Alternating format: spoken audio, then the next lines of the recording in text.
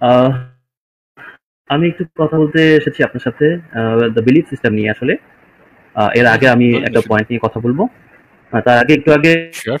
একটা আলোচনা হয়েছিল একটা বিষয় নিয়ে, একজন ভদ্রলোক যুক্ত হয়েছিলেন যে কিনা আমাদের নবী মোহাম্মদ সাল্লাল্লাহু আলাইহি সাল্লামকে নিয়ে উনি একটু কটূক্তি করলেন, যেটা আমি আসলে পছন্দ করলাম না এইভাবে বলাটা, কারণ হয়তো উনি না জেনেই বলেছেন, এটা আমি মনে করি। তো এখানে আমি একটু জাস্ট ক্লিয়ারিফাই দিতে চাচ্ছি যে বিষয়টা আসলে আপনারা যেভাবে চিন্তা করছেন, অ্যাকচুয়ালি বিষয়টা তো এভাবে না। তো গিফট বলতে উনি যেটা বুঝিয়েছেন, মারিয়া আল কিপ্তিয়া রাদিয়াল্লাহু তাআলা আনহা উম্মুল মুমিনিন, ওনাকে ওনার সম্পর্কে যে কথাগুলো বলছিলেন, তো আপনারা যেভাবে বিষয়টা নিয়ে হাস্যরস করছিলেন, আসলে এটা আপনাদের উচিত হয়নি আমি মনে করব। যাই হোক, আপনারা না জেনেই করেছেন। আমার অবস্থানে থাকলে হয়তো আপনি করতেন না, আপনাদের অবস্থান থেকেই করেছেন। তো এনিওয়ে আমি এখানে একটু কথা বলব, সেটা হচ্ছে যে মিশরের রাজা, উনি আমার তো আমার মনে হয় ২ জন। আমার মনে হয় না এই পজিশন থেকে কথা বলা উচিত যে আপনারা না জেনে করেছেন বা জেনে করেছেন। আমি জেনে ইয়ে করছি এই ধরনের না, আমি বলেছি আমার অবস্থান থেকে একটু আমি একটু আপনারা একটু আমার শুনে নেন, একটু শুনে নেন। আপনি বলতে পারেন আপনার মেন্টাল স্টেট থেকে, মিস্টার আপনি বলতে ফারাজ, পারেন আমি যে আমার সেন্টেন্সটা কমপ্লিট করি প্লিজ। আমার কথাটা শেষ করে তারপর আপনি আপনার সেন্টেন্সটা কমপ্লিট করেন, যেহেতু একটা কথা বলেছেন যে কথাটা একটু আমি আমার কথাটা তো আমি শেষ করি নাই। ভাই অমিত ভাই আমার কথা শেষ হয় নাই। উনার উনার কথার মাঝে আসিফ, যেহেতু কমপ্লিট ছিল দেখেই আমি কিন্তু কথাটা বলছি। আর একটু সচেতন মুসলিমে একটুখানি দাঁড়ান, আর একটুখানি ফারাজ ভাইয়ের কথাটা শুনিনি, ঠিক আছে? হ্যাঁ বলুন, ফারাজ ভাই এখানে please. Knowledge knowledge claim claim করাটা উচিত না। আপনি বলতে পারেন যে আপনার যে মেন্টাল স্টেট বা আপনার যে মানসিক অবস্থান, সেখান থেকে আপনি বলতে পারেন যে আমার মানসিক অবস্থান থেকে আমি এটাকে নৈতিক একটা জিনিস মনে করতে পারি। যে দাসী রিলেটেড মারিয়া গিপ্তাকে নিয়ে বলবেন, তো দাসী রিলেটেড জিনিসটাকে আমি মনে করতে পারি এটাই ভ্যালিড, আমার মেন্টাল স্টেট থেকে এটাই মনে হয়। বাট আপনি যদি বলেন এরকম যে আপনারা জানেন না, আপনি জানেন, আহ, এই আলোচনায় গেলে কিন্তু আপনি নলেজ ক্লেম করতেছেন। পরে যদি আপনাকে এই রেসেন দেওয়া হয় যে আপনি নলেজ নিয়ে কথা বলবেন কিনা, এই সেই হতে পারে আপনি এম্বারাস হতে পারেন। তো এই জন্য বলতেছি ওই রাস্তাটা কাট অফ করে আপনি শুধুমাত্র যে আপনার ফিলিংস নিয়ে বলতে পারেন বা আপনার বুঝ নিয়ে কথা বলতে পারেন, যেটা সেটা বেটার হবে। হ্যাঁ বলেন। আচ্ছা, এক সেকেন্ড আমি একটু কথা বলে নিই যে আমি বিষয়টা জানি। অমিত ভাই যেহেতু একজন ইসলাম ধর্ম সম্পর্কে তেমন ভালো জানেন না, খুব অল্পই জানেন। সেহেতু অমিত ভাইকে তো এগুলো বলে লাভ নেই। আমি যথেষ্ট ভালোভাবে জানি, যথেষ্ট তথ্য প্রমাণ আমি এই মুহূর্তে দেখাতে সক্ষম। আমাকে বলেন। জি, ধন্যবাদ আপনাদের কমেন্ট দেওয়ার জন্য। আমি আসলে মূলত যুক্ত হয়েছিলাম অন্য একটা বিষয় নিয়ে আলোচনা করতে। এই বিষয়টা আমার আলোচ্য বিষয় ছিল না। না না, তো আপনি আমি যেহেতু প্রসঙ্গ চাচ্ছি, তুলেই ফেলেছেন যেহেতু, সেহেতু বলেন। তো অমিত ভাই থাকলে মারিয়া কিপ্টে, আসিফ মহিউদ্দিন থাকলে অন্য টপিক। আমি যেটা চাচ্ছি, না না, আপনি যেহেতু তুলেই ফেলেছেন প্রসঙ্গটা, সেহেতু বলেন। কোনো সমস্যা নেই, আমার কাছে যথেষ্ট রেফারেন্স আছে, বইপত্র সব বের করে দেখাবো, কোনো সমস্যা নেই, বলেন।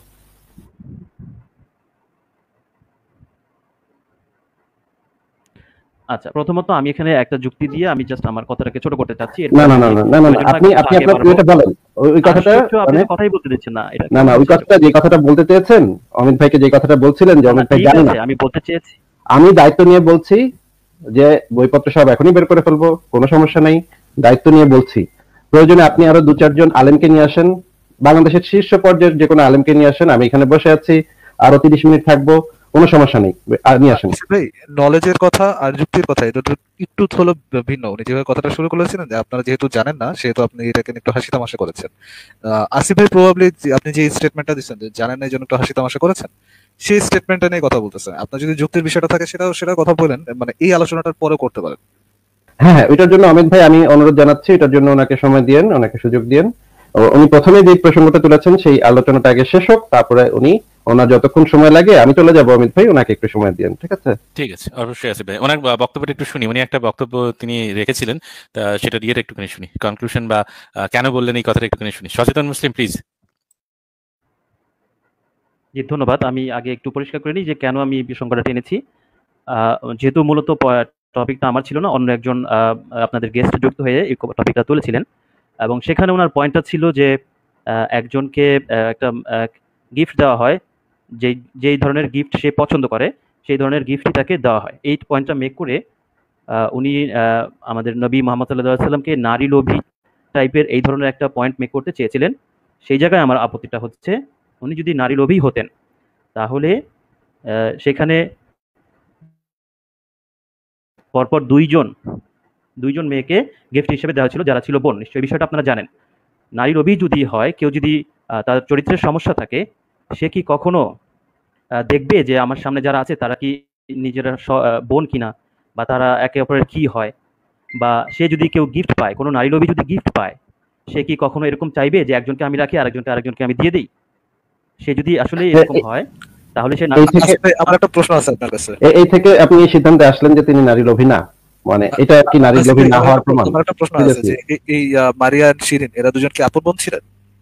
আপন বোন ছিলেন না। আমাকে আগে একটু বলেন, একটু ডিসাইড করে না যে আমি আসলে একজনের সাথে কথা একটু বলতে ওয়েট করেন, একটু ওয়েট করেন, সচেতন মুসলিম ভাই, একটু ওয়েট করেন, একটু ওয়েট করেন। ফারাজ ভাই, মনে করেন যে আপনি আমাদের এখানে একজন ধরেন আমাদের বাংলাদেশে অত্যন্ত ধরেন বাংলাদেশে পৃথিবীর যে বিখ্যাত ইসলামিক দায়ী আছে জাকির নায়েককে আমি একটা শিবা শ্রীগালের বোতল এবং একটা বড় একটা শুকরের মাংসের একটা স্টেক, হ্যাঁ, গিফট পাঠালাম। জাকির নায়েককে কি আমি এই ধরনের গিফট পাঠাতে পারি? ফারাজ ভাই বলেন তো। হ্যাঁ, আপনি পাঠাতে পারেন, বাট মোস্ট প্রবাবলি তিনি অ্যাকসেপ্ট করবেন না। হ্যাঁ, মানে আমি তো আগে থেকে একটু জেনে নিব যে জাকির নায়েক কে, জাকির নায়েক কি করেন না করেন, তাকে আমি শিবা শ্রীগাল আমার একটা কমপ্লেইন আছে, পলিটিক্যাল পজিশনে থাকবে আমার তো। একটা কমপ্লেইন আছে। একটু এই আলোচনা শেষ হোক। কি করতে পারি? সচেতন মুসলিম একটু আপনি তো কথা বলবেন তো, আপনি তো কথা বললেন মাত্রই, কথা শেষ করলেন আপনার। এখন আমরা একটু কথা বলছি, আপনি একটু কথাটা শুনেন। না, আপনি আপনার কথা বলেছেন। আপনি অলরেডি সচেতন মুসলিম ভাই, আপনি অলরেডি আপনার পয়েন্টটা মেক করে ফেলেছেন। আপনি বলেছেন যে এই যে একজন ভদ্রলোক আপনি কিভাবে বললেন আমি মেক করেছি? আমার তো আরো কিছু কথা বাকি আছে যেটা না, আপনার কথা আবার পরে সেইটুকু শেষ বলবো। করতে আরো কিছু কথা সেইটুকু শেষ করে দেবো, কিন্তু তার আগে যেটুকু আমরা যতটুকু অবশ্যই। বলেছেন সেটা নিয়ে কথা বলছি আমরা। অবশ্যই, ওটা এবং পরে একটা সমস্যা কোথায়? যেরকম আমরা শুনেছি এখনো পর্যন্ত, আপনি বলেছেন যে একজন ভদ্রলোক এসেছিলেন, তিনি বলেছেন নবী মোহাম্মদকে তিনি একজন নারী লোভী বলেছেন। সেই বিষয়ে আপনার একটা আপত্তি আছে। যদি সেরকমই যদি মানে এটা তো যুক্তি অ্যাড করছেন যে দুইজন বোনকে অবশ্যই। পাঠিয়েছে, এর মধ্যে তো দুইজনকে উনি যদি নারী লোভী হতেন দুজনকে নিতেন, যেহেতু একজনকে নিয়েছেন সেটা আপনি বলছেন সে নারী লোভী না। এটা ছিল আপনার পয়েন্ট, ফার্স্ট এই পয়েন্ট। পর্যন্ত আপনি- সেকেন্ড অন্য কোনো পয়েন্ট থাকতে পারে, সেটা নিয়ে আমরা আলোচনা করবো, সমস্যা না। কিন্তু এই পয়েন্টটা নিয়ে আলোচনাটা করা শেষ হোক, তারপরে সেকেন্ডটাতে যাই। Exactly, বেবি স্টেপ নিয়ে আগে সমস্যা কোথায়? হ্যাঁ, তো এই ফার্স্ট পয়েন্টটা নিয়ে একটু আলোচনাটা শেষ করে নিই, তারপর উনি আবার আরেকটা পয়েন্ট বলবেন, সেটা নিয়ে এটা এই পয়েন্টের পরিপ্রেক্ষিতে যদি ওনার কোনো কথা থাকে বা দ্বিতীয় পয়েন্ট থাকে, তৃতীয় পয়েন্ট থাকে, চতুর্থ থাকে, সেটা নিয়ে আলোচনা করবো, কোনো সমস্যা নেই।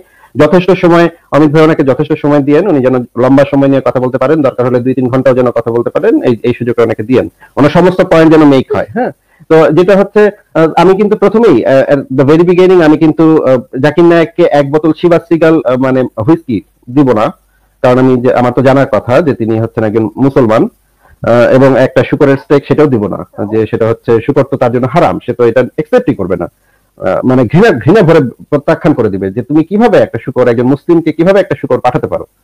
তো নারী গিফট করে কিভাবে মানুষ একজন মানুষকে, মানে এটা তো আমার মাথায় তো এটা ঢোকে না। প্রাচীনকালে এই ধরনের সিস্টেম ছিল অবশ্যই, কিন্তু এটা তো মানে একটা সভ্য মানুষ, একটা মানে মানবিক মানুষের কখনো কল্পনাতে আসতে পারবে না যে একটা নারীকে মানে মদের বোতলের মতো বা শুকরের মাংসের মতো, গরু ছাগলের মতো গিফট করতেছে একজন আরেকজনকে। এবং সবচেয়ে মর্মান্তিক ব্যাপার হচ্ছে ওই লোক না হয় কাফের ছিল, ওই লোক না হয় জানতো না, ওই লোক না হয় সভ্যতার আলো পৌঁছায় নেই, কিন্তু সবচেয়ে মর্মান্তিক বিষয় হলো নবী মোহাম্মদ, আমাদের যে প্রিয় নবী মোহাম্মদ সাল্লাল্লাহু আলাইহি ওয়াসাল্লাম, উনি আবার সেটা আবার একসেপ্ট করলেন।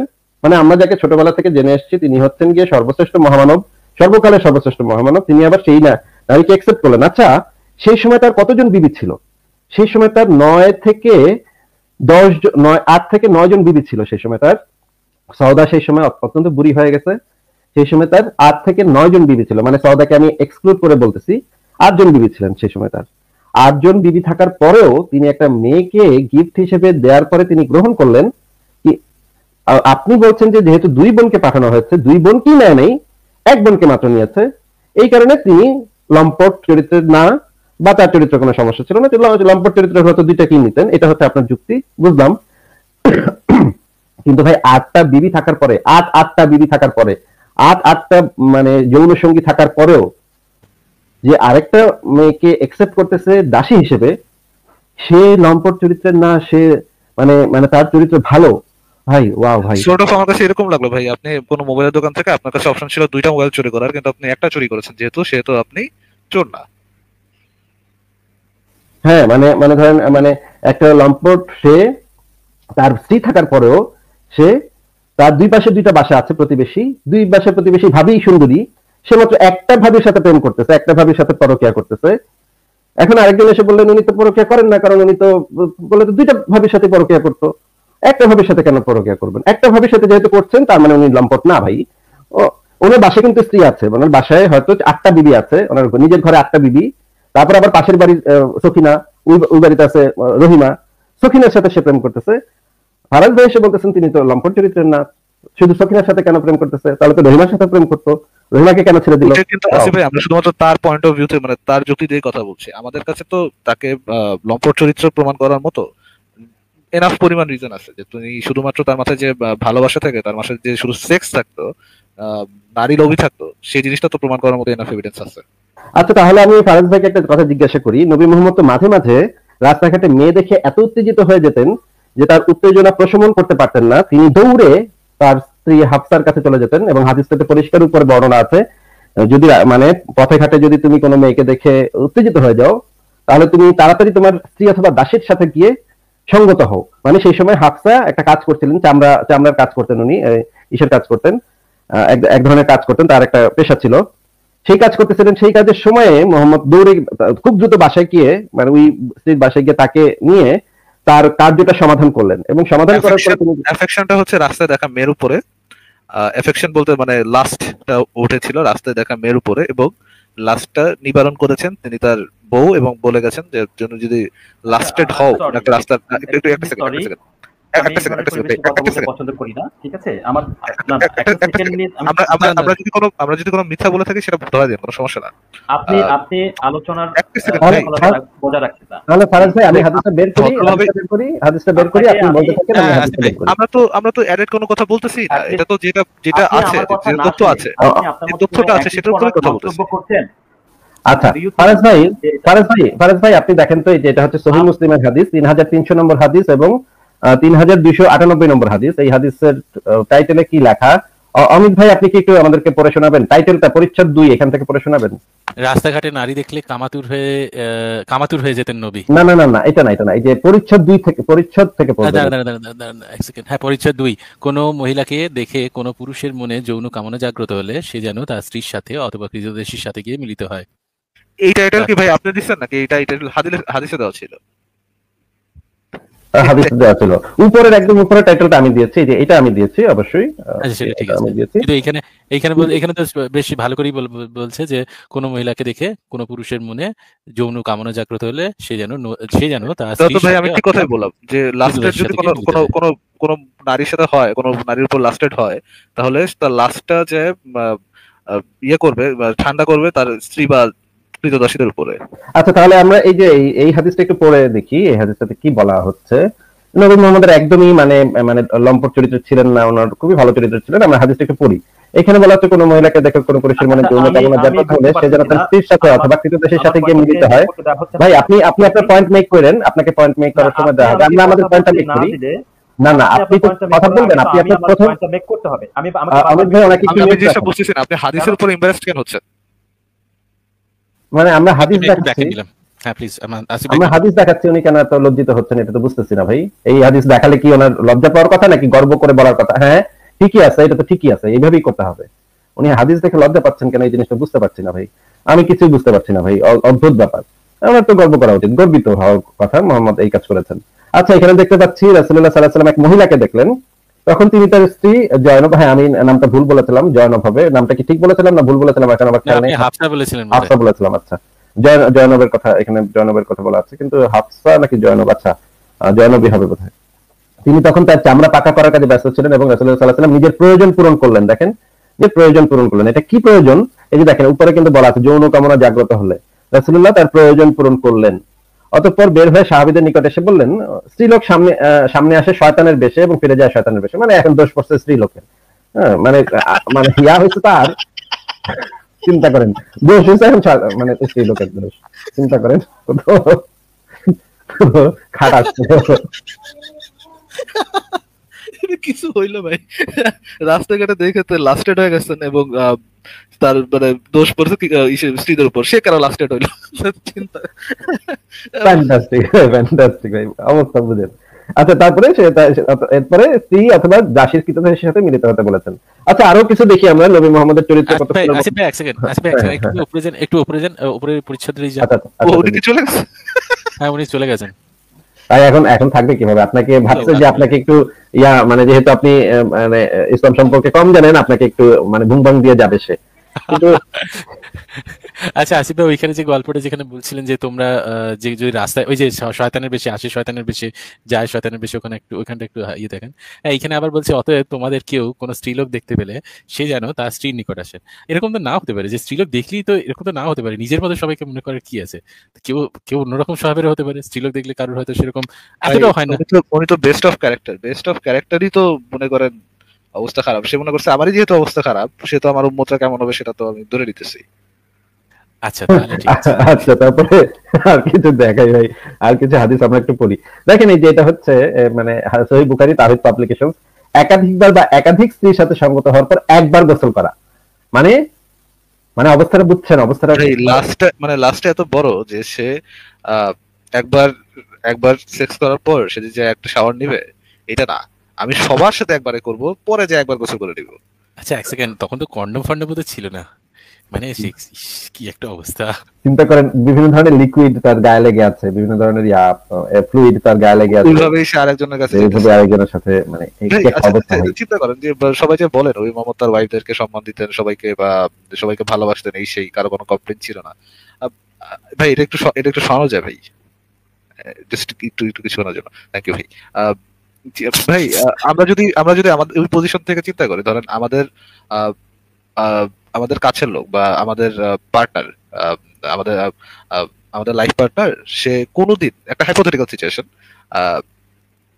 এসে আমাকে বলতেছে যে আমি রাস্তায় বা আমি জিমে একটা ছেলে দেখলাম, সিক্স প্যাক ওয়ালা, খুব সুন্দর একটা সুগঠন ছেলে, অ্যান্ড আমি ওটা দেখে খুব আহ, কামনায় ভুগতেছি। আমার এখন ইয়ে দরকার, আমার এখন সেক্স করতে হবে, এখন আমি তোমার সাথে সেক্স করবো, যদি এরকম অফার দেয়। আহ, আমরা আমরা ওই সিচুয়েশনটা বোঝার জন্য মানে আমাদেরকে ওই পজিশনে রেখে আর কি কথাটা বলতেছে যে রাস্তাঘাটে কোনো কোনো মানুষকে দেখে লাস্টেড হয়ে আহ, কেউ যদি আমাদের কাছে আসে, আমাদের পার্টনার আমাদের কাছে আসে যে এখন আমাদেরকে সেক্স করতে হবে। চিন্তা করেন আসিফ ভাই, এটা কত কত নিম্নমানের হিউম্যানিটিং একটা কথা যে আহ, আমরা যাকে লাইফ পার্টনার হিসেবে চুজ করে নিচ্ছি বা আমাদের ভালোবাসার মানুষ, সে অন্যের উপর লাস্টেড হয়ে আমাদের কাছে আসতেছে সেক্স করতে। সে তার লাস্টে মিটাইতেছে আমাদের উপরে, কিন্তু তার এফেকশনটা অন্য একটা অন্য একটা শরীরের উপরে। একটু একটু চিন্তা করলে ভাই, এটা কি মানে বমি বমি আসা মার্কা কথা না? এটাকে মানুষ কিভাবে মানে বেস্ট অফ ক্যারেক্টার মনে করে, কিভাবে এটাকে ডিফেন্ড করতে আসে, আমি এই জিনিসটা না আমার মাথায় আসে না ভাই। তারা কি নিজের উপরে মানে পজিশনটা, এই সিচুয়েশনটা কি নিজের উপর খাটা একবার দেখা না যে আমি নিজে এই পজিশনটা মানতে পারতাম কিনা, যেটা আমি আমার ওয়াইফের উপর চাপাই দিতে পারতেছি, বা আমার নবী বলছে এটা আমি এই জন্য আমার ওয়াইফের উপর চাপাই দিতে পারতেছি। মানে ফারাজ ভাই, মনে করেন আপনি সানি লিওনের ভিডিও কিছুক্ষণ দেখলেন, তারপর আপনার আপনার প্রেমিকাকে একটা চুমা দিলেন, এবং আপনি মনে মনে ভাবতেছেন সানি লিওনের কথা, চুমা দিতেছেন আপনার প্রেমিকাকে। এটা ভাই, এটা যদি আপনি করেন, আমি তো বলবো ভাই আপনার তো ভাই সমস্যা আছে, আপনার তো বড় আর ধরনের সমস্যা। এটা যদি আবার পার্টনার জানে, আমরা তো জুতা দিয়ে পিটাই গর্তে বাইক দিবে ভাই। আচ্ছা, আচ্ছা, মানে এরকম তো অনেকগুলো হাদিস আমরা দেখাতে পারি, এই মুহূর্তে দেখাতে পারি, কিন্তু হাদিসেও গেলাম না, যদি আমরা কোরআনেই যাই, তাহলে একটা কোরআনের একটা আয়াত আমি আপনাদের একটু দেখাতে চাই, যে এই বিষয়টা কিন্তু আল্লাহ পাকও পর্যন্ত বুঝতে ফেলাইছে যে নবী মুহাম্মদের চরিত্র কতখানি ফুলের মতো পবিত্র। এটা কিন্তু আল্লাহ পাকও ঠিকই বুঝছে। আমির ভাই, এই আয়াতটা একটু স্ক্রিনে দিবেন। অমিত আসিফ ভাই ভাই, আসিফ ভাই, এক সেকেন্ড এক সেকেন্ড এক সেকেন্ড, আমার এই মাউসটা ফ্রিজ হয়ে গেছিল, সরি। আমি না আচ্ছা পারছিলাম আনমিউট করতে, না পারছিলাম এটা আনতে, সরি প্লিজ। আচ্ছা, এটা হচ্ছে সূরা আহজাবের 52 নম্বর আয়াত। এখানে আল্লাহ পাক মুহাম্মদকে একটা নির্দেশ দিচ্ছেন। দেখেন তো নির্দেশটা কি। অতঃপর আর কোন নারী তোমার জন্য বৈধ নয়, আর তাদের পরিবর্তে অন্য স্ত্রী গ্রহণ করাও হালাল নয়, যদিও তাদের সৌন্দর্য তোমাকে চমৎকৃত করে। আচ্ছা, এই কথাটার মানে কি ভাই, যদিও তাদের সৌন্দর্য তোমাকে চমৎকৃত করে? মানে মানে নতুন ওই করে তার মানে চেহারার উপর লাস্ট হলে, শরীরের উপর লাস্ট আসলে যেই হ্যাঁ, কামনা বাসনা দেখবো, সেটার কথাই তো বলতেছে। মানে খোদ আল্লাহ পাক আসমান থেকে, আরশ আরশ থেকে, মানে এই বিষয়টা নিয়ে চিন্তিত যে নবী মোহাম্মদ বেশি বেশি বিয়া করতেছে, বেশি বেশি দাসী রাখতেছে, বেশি বেশি মানে ইয়া করতেছে। এখন সে নবী মোহাম্মদ থামতে বলতেছে, থাম বেটা, তুই এখন থাম, হয়েছে, যথেষ্ট হয়েছে, এবার থাম, আর করিস না, আর একাম করিস না, এবার তুই থাইমা যা। ম্যারাথন সেক্সে যেন 20-25টা এরকম না হয়ে যায়, মানে ওই জায়গায় ওইখানে একটু আর কি হোল্ড ডাউন করতে বলতেছে। মানে আমরা যদি ধরে নেই যে আল্লাহ পাকি তার কাছে আয়াত নাযিল করতো, সেটাও যদি আমরা ধরেও নিই, তারপরেও তো আমরা দেখতে পাচ্ছি যে আল্লাহ পাক পর্যন্ত এই বিষয়টা নিয়ে একটা বিরক্তি প্রকাশ করছে, যে এরপর আর কোনো নারী তোমার জন্য বৈধ নয়। কেন ভাই বৈধ নয়? মানে একজন লোক তো বিয়ে করতেই পারে, তুমি আল্লাহ পাক কেন এত বিরক্ত হয়ে একদম মানে হুলিয়া জারি করে দিবে, তুমি আর বিয়ে টিয়ে করিস না, তুই আর বিয়ে টিয়ে করিস না? কেন ভাই, এটা কেন করবে বুঝলাম না তো ভাই।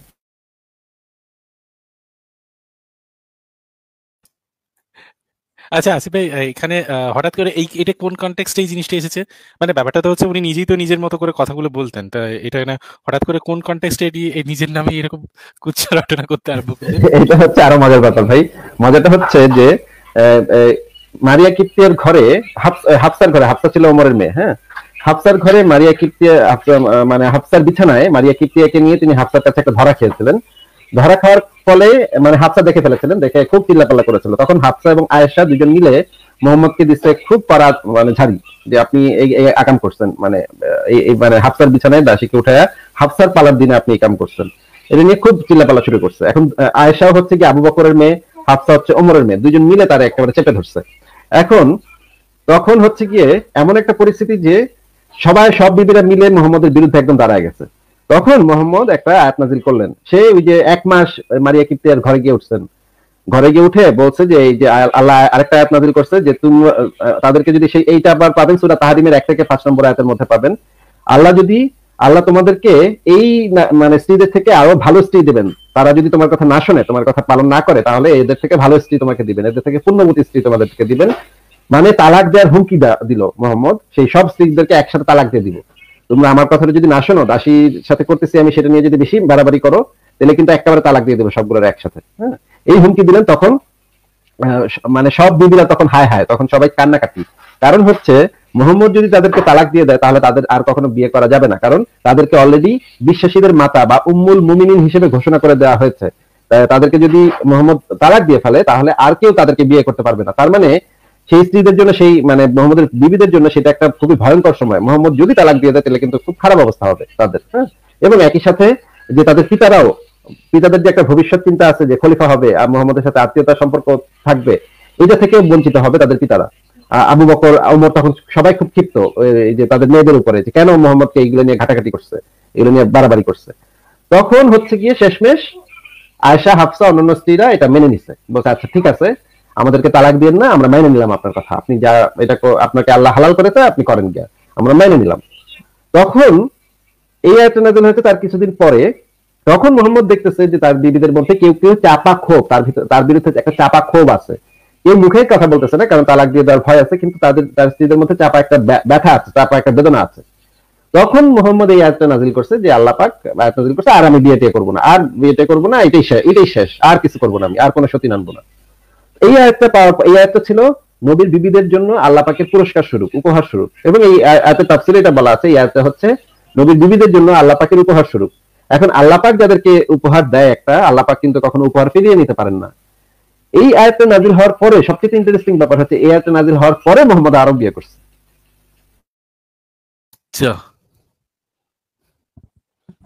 তাহলে তাহলে লাভটা কি হলো? তাহলে আয়াতটা পাঠিয়ে লাভটা কি হলো? সময় মধ্যে একটু বুঝ দেওয়া ভাই, টেম্পোরারি আয়াত, টেম্পোরারি আয়াত।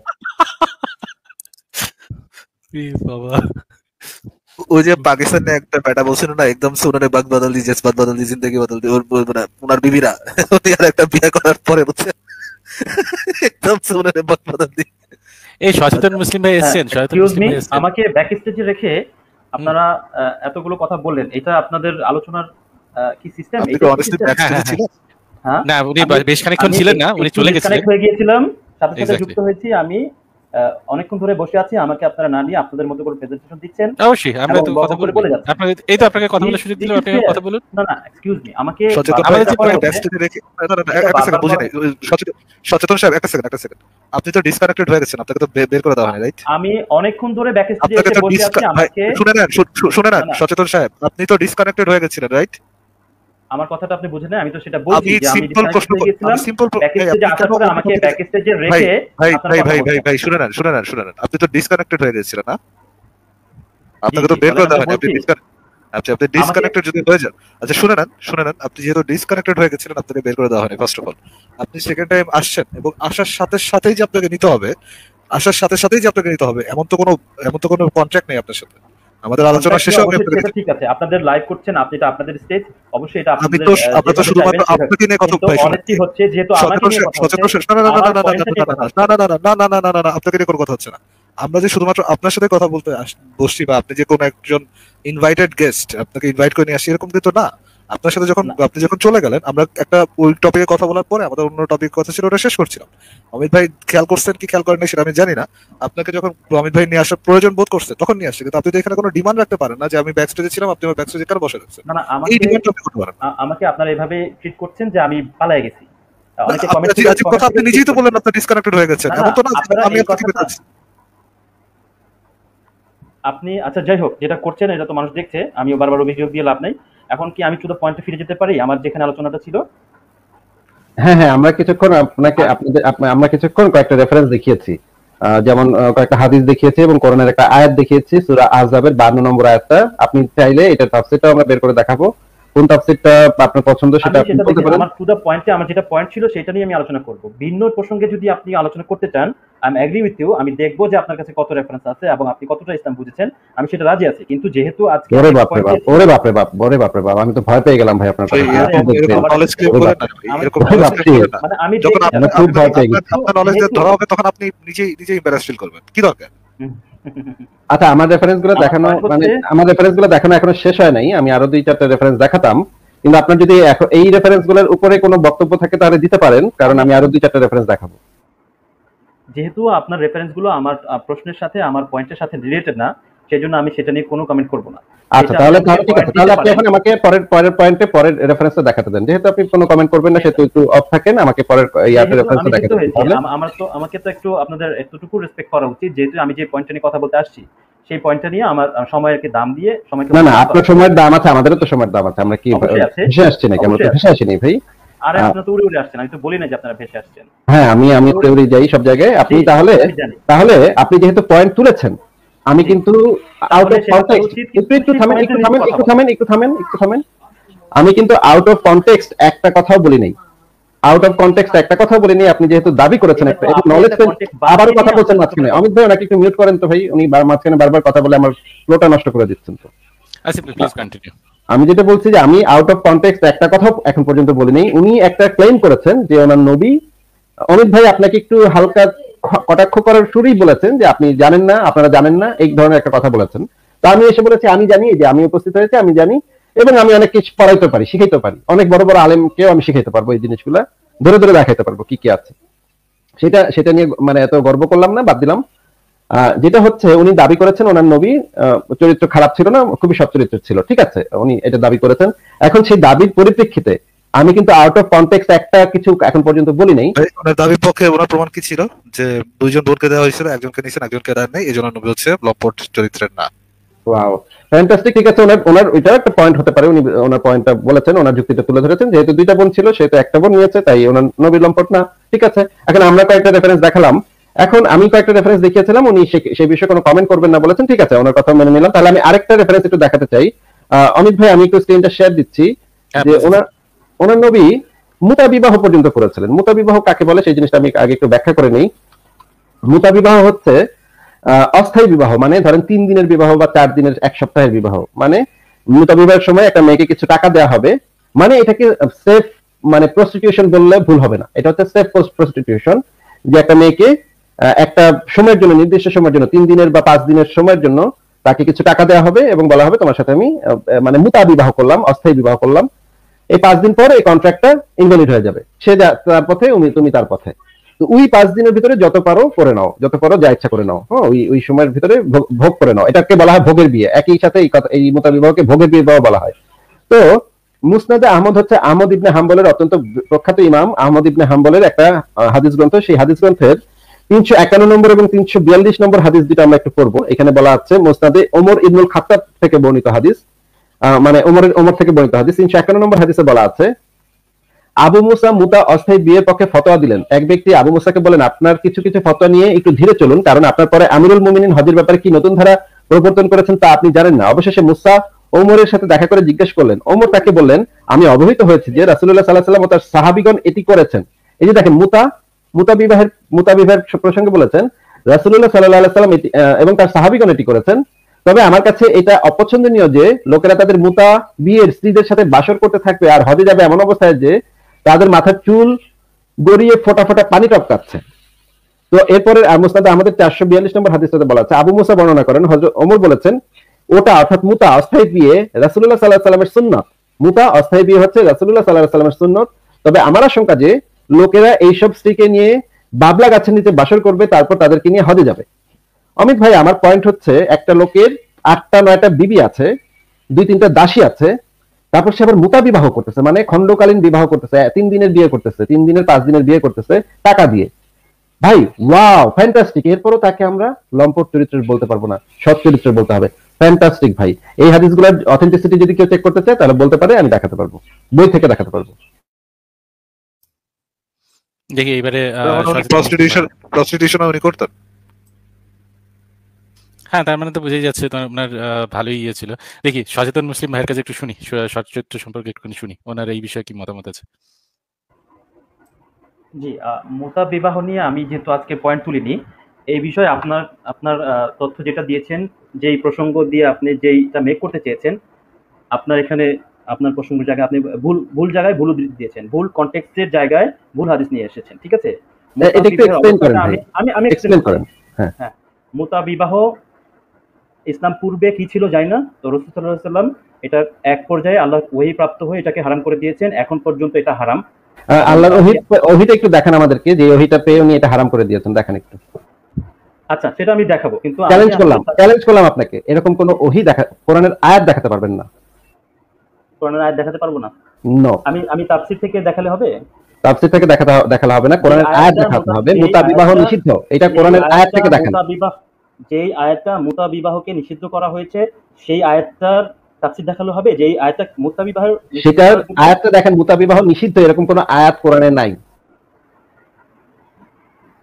শুনুন, বিবাহর পন্থাটা যেভাবে স্পেসিফাই করা হয়েছে তার আর মুতা বিবাহের যেই সংজ্ঞাটা রয়েছে সেটার সাথে কন্ট্রাডিক্টেড, এবং বিবাহর পন্থাকেই শুধু ইসলামে আচ্ছা ঠিক আছে, আপনি আমাকে বলেন মুহাম্মদ কন্ট্রাডিক্টরি কাজ করেছে নবী। ও মাই গড, এক্সকিউজ মি, আপনাকে আমাকে কথা বলতে দিচ্ছেন আপনাদের মনে হয়? না, মুতা বিবাহ কন্ট্রাডিক্টরি, এইজন্য কি জিজ্ঞেস করলাম। তো একে যদি কাজটা কন্ট্রাডিক্টরি হয়, বিবাহ এবং মুতা বিবাহ যদি কন্ট্রাডিক্টরি হয়, মানে কি এবং নবী যেহেতু দুইটা কাজই করেছে, একা আমার সাথে কথা বলে পারছেন না, এজন্য 2-3 জন মিলে কথা বলছেন, বিষয়টা কি এমন হচ্ছে? আমি কি এই কথা বলতেছেন, এখন তো 10 জন থাকলে 10 জন চিৎকার করে। আমার দাবিটা হচ্ছে আমি কি একজনের সাথে কথা বলতে আসলে আপনি কতটুকু মনে করেন, কথাটা শৃঙ্খলা হওয়ার জন্য আপনি কি আসলে নিজেকে কতটুকু যোগ্য মনে করেন যে আপনার সাথে কথা বলতে হলে? আমি একজনের সাথে কথা বলতে চাচ্ছি, আপনার অবশ্যই জ্ঞান রাখেন। আপনার প্রত্যেকটা পয়েন্টের মধ্যে তো ফ্ল আছে, দেখি তো আপনাকে থামাচ্ছি ভাই। আমি বলছি যে একজনের সাথে কথা বললে আলোচনাটা সুন্দর হবে, এজন্য আমি চাচ্ছি যে কোনো একজন কথা বলেন, তাহলে কথা বিশৃঙ্খলা হবে না। বিষয়টা আপনি তো ফ্লড কথা বলতেছেন রে ভাই। আপনার যদি মনে হয় তাহলে আপনি কথা বলেন, একজন কথা বলেন, এমনটা যদি আপনিও করেন আমিও যেন আপনাকে ধরতে পারি, এই সুবিধাটাও তো আমাকে দিতে হবে, তাই না? সেটা তো অবশ্যই করতে পারবেন, সেটা যদি আপনার যদি মনে হয় যে এখানে হচ্ছে না। না অবশ্যই দেয়া হবে। যে পয়েন্টগুলো নিয়েছেন যে মুহাম্মদ সাল্লাল্লাহু আলাইহি ওয়াসাল্লাম রাস্তা দিয়ে কোনো মেয়েকে দেখলে তার যদি ইচ্ছে করে সে তার স্ত্রীর কাছে কেন গেল, মেয়েকে দেখলে, এগুলো যে পয়েন্ট মেক করেছেন আমি তো কথা বলার সুযোগ পাইনি সেখানে। আমাকে কি দিয়েছেন? আপনাকে সেই কথা শুনতে করা হলো, আপনি বললেন না আমার কোনো রকম মতামত নেই এই বিষয়ে। ওয়াও ভাই, উনি বললেন কিন্তু উনি বললেন কোনো কমেন্ট নাই। ওয়াও, উনি বলেছেন কোনো কমেন্ট নাই এই বিষয়ে। না, আপনি একটু আগে বলেছেন কমেন্ট নাই এই বিষয়ে আপনার কোনো করছেন। Let me repeat it again. Amit ভাই উনি বলেন নাই, let me repeat it again. Let me repeat it comment নাই বলেন নাই উনি। Let me repeat it again. যেহেতু আজকে আমি একটা পয়েন্ট মেক করেছি সেই পয়েন্টের উপরে কথা বলবো, বাকি যে পয়েন্টগুলো আচ্ছা ঠিক আছে সচেতন মুসলিম ভাই, সময় নষ্ট হচ্ছে। আমি আপনাকে যে হাদিস দুইটা দেখিয়েছি সেই হাদিস দুইটা আহমদ ইবনে হাম্বলের সহিহ হাদিস। এই হাদিস দুইটাতে বলা হয়েছে মুহাম্মদ মুতা বিবাহ করেছেন, এরপরে এটা হারাম হয়েছে নাকি হালাল ছিল নাকি হারাম হয়েছে সেটা কিন্তু প্রসঙ্গ না। মুহাম্মদ এই কাজটা করেছেন, তার সাহাবীরা এটা কাজটা করেছেন, এটা নবী মুহাম্মদের সুন্নাহ। এই বিষয়ে কি আপনি একমত নাকি কোনো দ্বিমত আছে? এখন মুতা বিবাহ নিয়ে যদি আমি সামান্য একটা পয়েন্টে উত্তর দেই তাহলে আমার হয়তো অ্যানসারটা কমপ্লিট হবে না। না ওটা আচ্ছা তর্কের খাতিরে ধরে নিলাম এটা পরে হারাম হয়ে গেছে। তর্কের খাতিরে ধরে নিলাম এটা হারাম হয়ে গেছে পরে। তর্কের খাতিরে ধরে নিলাম এটা পরে হারাম হয়ে গেছে। আপনি যে আজকে আমাকে বলেন যে মুহাম্মদ এই কাজটা করেছিল নাকি করে নাই, আমি কোনো কমেন্ট দিব না। এখন আচ্ছা ঠিক আছে, তাহলে কমেন্ট দিবেন না, তাহলে বসে থাকেন ভাই, কমেন্ট দিবেন না তাহলে বসে থাকেন। ভাই উনি তো আগে করে ইম্পারেস্ট নিয়ে আলোচনা করার জন্য আপনাকে আহ্বান জানাচ্ছি। আপনি কি ভাই ভাই না, আপনাদের সাথে কথা বলার মানে আমার সময় হবে ভাই, কি বলেন ভাই? এটা নিজেকে এত গুরুত্বপূর্ণ কেন ভাবছেন ভাই? এখন আপনি একটা সুযোগ পেয়েছেন, এটা সুযোগটাকে কাজে লাগান। আবার কবে না কবে, আমার কি এত সময় আছে কথাকার কে কার সাথে আমি কথা বলতে যাবো? এইভাবে অপমান করেন সেটা আমি আগে থেকেই জানি। হ্যাঁ হ্যাঁ, আমি এইভাবে অপমান করি সেটা আপনি যেহেতু জানেন, সেটা আবার মানে মানে নাকে কান্না করে লাভ কি? নাকে কান্না করে লাভ কি? আপনার যদি আপনি যদি তাকে মনেই করেন, আপনি যদি মনেই করেন যে অপমান করেন, তাহলে আপনি তাকে ইনভাইট করতেছেন কেন? উনি অপমানিত হওয়ার জন্য ইনভাইট করতেছে, উনি অপমানিত হওয়ার জন্য আমাকে ইনভাইট করতেছে, চিন্তা করেন। আপনারা যে দাবিটা করেন যে কেউ, ভাই আমরা কোনো দাবি করছি না, আমরা মানে আপনার প্রমাণ দিয়ে, আমরা হাদিসগুলো একদম চোখের সামনে খুলে খুলে দেখিয়ে। অমিত ভাই উনি কথা বলে যাবেন, ওনাকে একটু কি মিউট করতে পারবেন? আমি আপনাকে মিউট করতে বাধ্য হচ্ছি। মিউট করা দরকার নেই। আমি জাস্ট একটু ছোট মানে রিভিউ দেই, মানে কি হচ্ছে ওটাতে একটু ছোট রিভিউ দেই। মুসলিম সাহেব, আপনি একটু চিন্তা করেন, আপনি যখন আসলেন আপনি বললেন যে একজন এসে কমেন্ট করে গেছিল যে নবী মোহাম্মদ দাসী রাখতেন, এটা নিয়ে নবী মোহাম্মদ ক্যারেক্টার নিয়ে উল্টাপাল্টা কথা বলছে সে, এবং আপনি সেটাতে দ্বিমত জানাচ্ছেন। দ্বিমত জানায় বলতেছেন আপনারা যেহেতু জানেন না সেহেতু আপনারা হয়তো এই বিষয়টা সম্পর্কে অবগত না ঠিক মতো, ইসলাম সম্পর্কে আপনারা ঠিক মতো অবগত না। তারপর আপনি কি বললেন, আপনি কি যুক্তি প্রমাণ উপস্থাপন করলেন যে নবী মোহাম্মদকে দুইজন নারীকে গিফট করা হয়েছিল এবং তার মধ্যে একজনকে তিনি রেখেছেন, একজনকে তিনি গিফট করে দিয়েছেন। তিনি যদি নারী লোভী হইতেন তাহলে তো তিনি দুইজনকে করতেন, দুইজনকে তিনি অ্যাকসেপ্ট করতেন। নবী মোহাম্মদ যে নারী লোভী না, এইটা প্রমাণ করার পিছনে আপনার যৌক্তিকতা হচ্ছে, আপনার যৌক্তিক অবস্থান হচ্ছে যে উনি দুইজনকে অ্যাকসেপ্ট করেন নাই। হ্যাঁ, আচ্ছা করেন, অ্যাড করেন। সেটা হচ্ছে একজন নারীকে গিফট দেওয়ার মানে যে সে নারী লোভী ছিল, ওই গিফট দেওয়ার মানে এটা প্রমাণ হয় না, গিফট দেওয়ার মাধ্যমে এটা প্রমাণ হয় না। কিন্তু ভিন্ন ভিন্ন জায়গায় আপনাদের যেই কমেন্ট গুলো আছে সেটা নিয়ে আমরা অন্য সময় আলোচনা করতে পারি। আচ্ছা এটা তো অ্যাড করলেন, আচ্ছা ঠিক আছে এটা অ্যাড করলেন, আচ্ছা ঠিক আছে এটা অ্যাড করলেন। হ্যাঁ, এখন আপনার মানে প্রথম দিকে যে পয়েন্টটা ছিল সেটা হচ্ছে দুজনকে গিফট করা হয়েছিল, আর এখানে আপনি অ্যাড করলেন যে যেহেতু গিফট করছে এটার মানে এটা না যে ওনার চরিত্র খারাপ বা উনি নারী লোভী ছিলেন। আর আরেকটা পয়েন্ট ছিল যে যেহেতু দুজনের মধ্যে দুজনকে নেই, শুধুমাত্র একজন করেছে, সেহেতু তিনি নারী লোভী ছিলেন না। এই পয়েন্টটা গেল। এই পয়েন্টের সাথে যখন আমরা কথা বলতে আমরা একটা যৌক্তিকতা করতেছিলাম যে ওনার যেখানে 8-10টা বিবি আছে, বিভিন্ন এজের বিভিন্ন ধাঁচের বিবি আছে, তারপরে উনি দুজনের মধ্যে একজনকে ওনার সেক্স লাইফ হিসাবে গ্রহণ করছেন। এটা কি কোনোভাবে জাস্টিফাই করে যে উনি নারী লোভী ছিলেন না? এমন না যে ওনাকে গিফট করা হয়েছে উনি দুজনকে মুক্ত করেছে, এমনটা না। উনি যদি এমন ভালো ক্যারেক্টারের হইতেন বা আপনার আমার মতো ক্যারেক্টারেরও হইতেন, তারপরে আমরা কিন্তু এটাকে ছেড়ে মানে যে দাসীদেরকে মুক্ত করে দেওয়ার ব্যবস্থা করতাম বা অন্য কারোর সাথে বিয়ে দেওয়ার ব্যবস্থা করতাম, কিন্তু সেই পজিশনেও যায়নি উনি। একজনকে শেষ করেন শতধন সাহেব, শেষ করেন, আমাকে একটা কমেন্ট করতে দিন, শেষ করেন ফর গডস সেক ভাই, শেষ আপনি শেষ করলে আমাকে একটা পয়েন্ট মেক করতে দিন, এটা অনুমতি দিন। আচ্ছা করেন, সমস্যা না। এখানে উনি একজনকে তার সেক্স লাইফ হিসেবে রাখছেন, আরেকজনের সেক্স লাইফ হিসেবে উনি দিয়ে দিয়েছেন, যেখানে তার অলরেডি 8 থেকে 9 জন তার বিবি ছিল। সেকেন্ড পয়েন্টে আপনি মানে এটা করার জন্য, এটা জাস্ট আপনার পয়েন্ট ছিল, আপনার পয়েন্টে কথা বলার পরে উনি যে নারী লোভী ছিলেন এটা নিয়ে কিন্তু আমরা অনেক কথা বলেছি, যেমন উনি রাস্তাঘাটে নারী থেকে লাস্টেড হয়ে যেতেন, সেই বিষয়গুলো নিয়ে যখন আমরা কথা বললাম আপনি একটু এম্বারাসিং করলেন, আপনার নেটে সমস্যা হলো, আপনি কেটে গেলেন।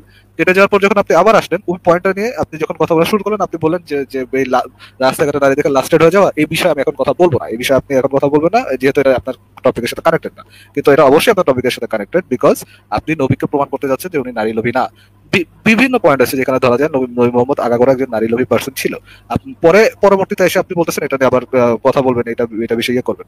আরো তো অনেক পয়েন্ট আছে, যে আসিফ মহিউদ্দিন ভাই একটু আগে আরেকটা পয়েন্ট প্রেস করলেন যে উনি মুতা বিবাহ পর্যন্ত করতেন। আপনি প্রথমে বললেন এটা নিয়ে আপনি কথা বলতে চাচ্ছেন না, তো আপনি প্রত্যেকটা পয়েন্ট এখানে যে পয়েন্ট গুলো নিয়ে কথা হয়েছে এটা কিন্তু একটাও টপিকের বাইরে কথা হয়নি, প্রত্যেকটাই হয়েছে নবী মোহাম্মদ কি নারী লোভী ছিলেন কি ছিলেন না সেটা নিয়ে কিন্তু কথা হয়েছে, এটার বাইরে কোনো ধরনের কোনো টপিক, কোনো ধরনের ভালো হয়, অনেক সময় নিচ্ছেন আপনি। জি আচ্ছা, হ্যাঁ শেষ বলেন। জি, প্রথমত আপনি যে অ্যালিগেশনটা দিলেন যে আমি কথা বলতে চাচ্ছি না, এটা আমি একটু কারেকশন দিব, যে আপনার যে ভুল বুঝেছেন। আমি বলেছি অবশ্যই কথা বলবো, কিন্তু আলোচনার তো একটা ধারাবাহিকতা থাকবে, একটা পয়েন্ট শেষ না হলে আমি অন্য পয়েন্টে জাম্প করবো না, এটা আমার আলোচনার পদ্ধতি। আপনারা যেহেতু অনেকগুলো এর মধ্যে টপিক নিয়ে আসছেন এবং অনেকগুলো রেফারেন্স নিয়ে আসছেন, সবগুলো বিষয়ে অবশ্যই আমি কথা বলতে রাজি আছি, কিন্তু আমি যেহেতু এখানে একটা পয়েন্ট নিয়ে এসেছি এবং মূল যে পয়েন্টটা সেখানে আমি যেতেই পারলাম না, ঠিক আছে। আর আমি আপনাকে একটু একটা পয়েন্টের একটু অ্যান্সার টাচ করবো, সেটা হচ্ছে যে আপনারা যে হাদিসের মাধ্যমে যেটা প্রমাণ করতে চাইলেন যে কোনো নারীকে দেখলে নবী সাল্লাল্লাহু আলাইহি ওয়াসাল্লামের লোভ হতো, এই জন্য উনি তার স্ত্রীর কাছে গেলেন। এটা আপনাদের ব্যাখ্যাটাকে আমি একটু হাস্যকর মনে করছি। কারণ হচ্ছে যে নবী সাল্লাল্লাহু আলাইহি ওয়াসাল্লাম আমাদের মতোই মানুষ ছিলেন, জৈবিক চাহিদা সবারই ছিল। কাউকে দেখলে যদি কোনো চাহিদা আসে, তাহলে কি এইটা এটা আপনি জাস্টিফাইড যে আহ, সেইখান থেকে তার এটা নিয়ে কিন্তু নিজের। আমরা কথা বলেছি, আমি আপনাকে একটু উদাহরণটা দিব জাস্টিফাই কি জাস্টিফাইড না। আচ্ছা, আমি একটা কমেন্ট আমার পয়েন্টটা মেক করি, এরপর আপনি অবশ্যই যদি দিতে চান দিবেন। যেহেতু আমি এখানে টাচ করেছি, আপনার উত্তর দেওয়ার যদি পয়েন্ট থাকে অবশ্যই আপনি দিবেন। কিন্তু এইটাই জাস্টিফাইড যে সে তার দৃষ্টিকে অবনত করবে যখন তার মনে খারাপ চিন্তা এসেছে, সে তার দৃষ্টিকে অবনত করবে এবং যার সাথে তার শারীরিক সম্পর্ক বৈধ তার সাথেই সে শারীরিক সম্পর্ক কায়েম করবে বা শারীরিক সম্পর্ক তার প্রয়োজন সে মিটাবে। এটা জাস্টিফাইড নাকি তার মনে কেন আসলো? আপনাদের এই পয়েন্টটা দিয়ে কি কোনোভাবে এটা কোনো অ্যালিগেশন আপনাদের মেক হয়েছে মনে করেন? হ্যাঁ, অবশ্যই আমাদের অবশ্যই ক্ষেত্রে মেক make হয় অবশ্যই নাই। মেক কারণ আচ্ছা, আমি পয়েন্টটা শেষ করি। কেন আমি না আমি একটা সেকেন্ড সিমিলারলি একটা প্রশ্ন করে আপনাকে না না না না একটা সেম পয়েন্টে রিলেটেড প্রশ্ন করে আপনাকে ছেড়ে দিচ্ছি আমি, যে একজন নাস্তিকের কয়টা গার্লফ্রেন্ড হতে পারে, মানে কয়টা গার্লফ্রেন্ড একজন নাস্তিক সে জাস্টিফাইড যে তার একটা হবে না দুইটা হবে?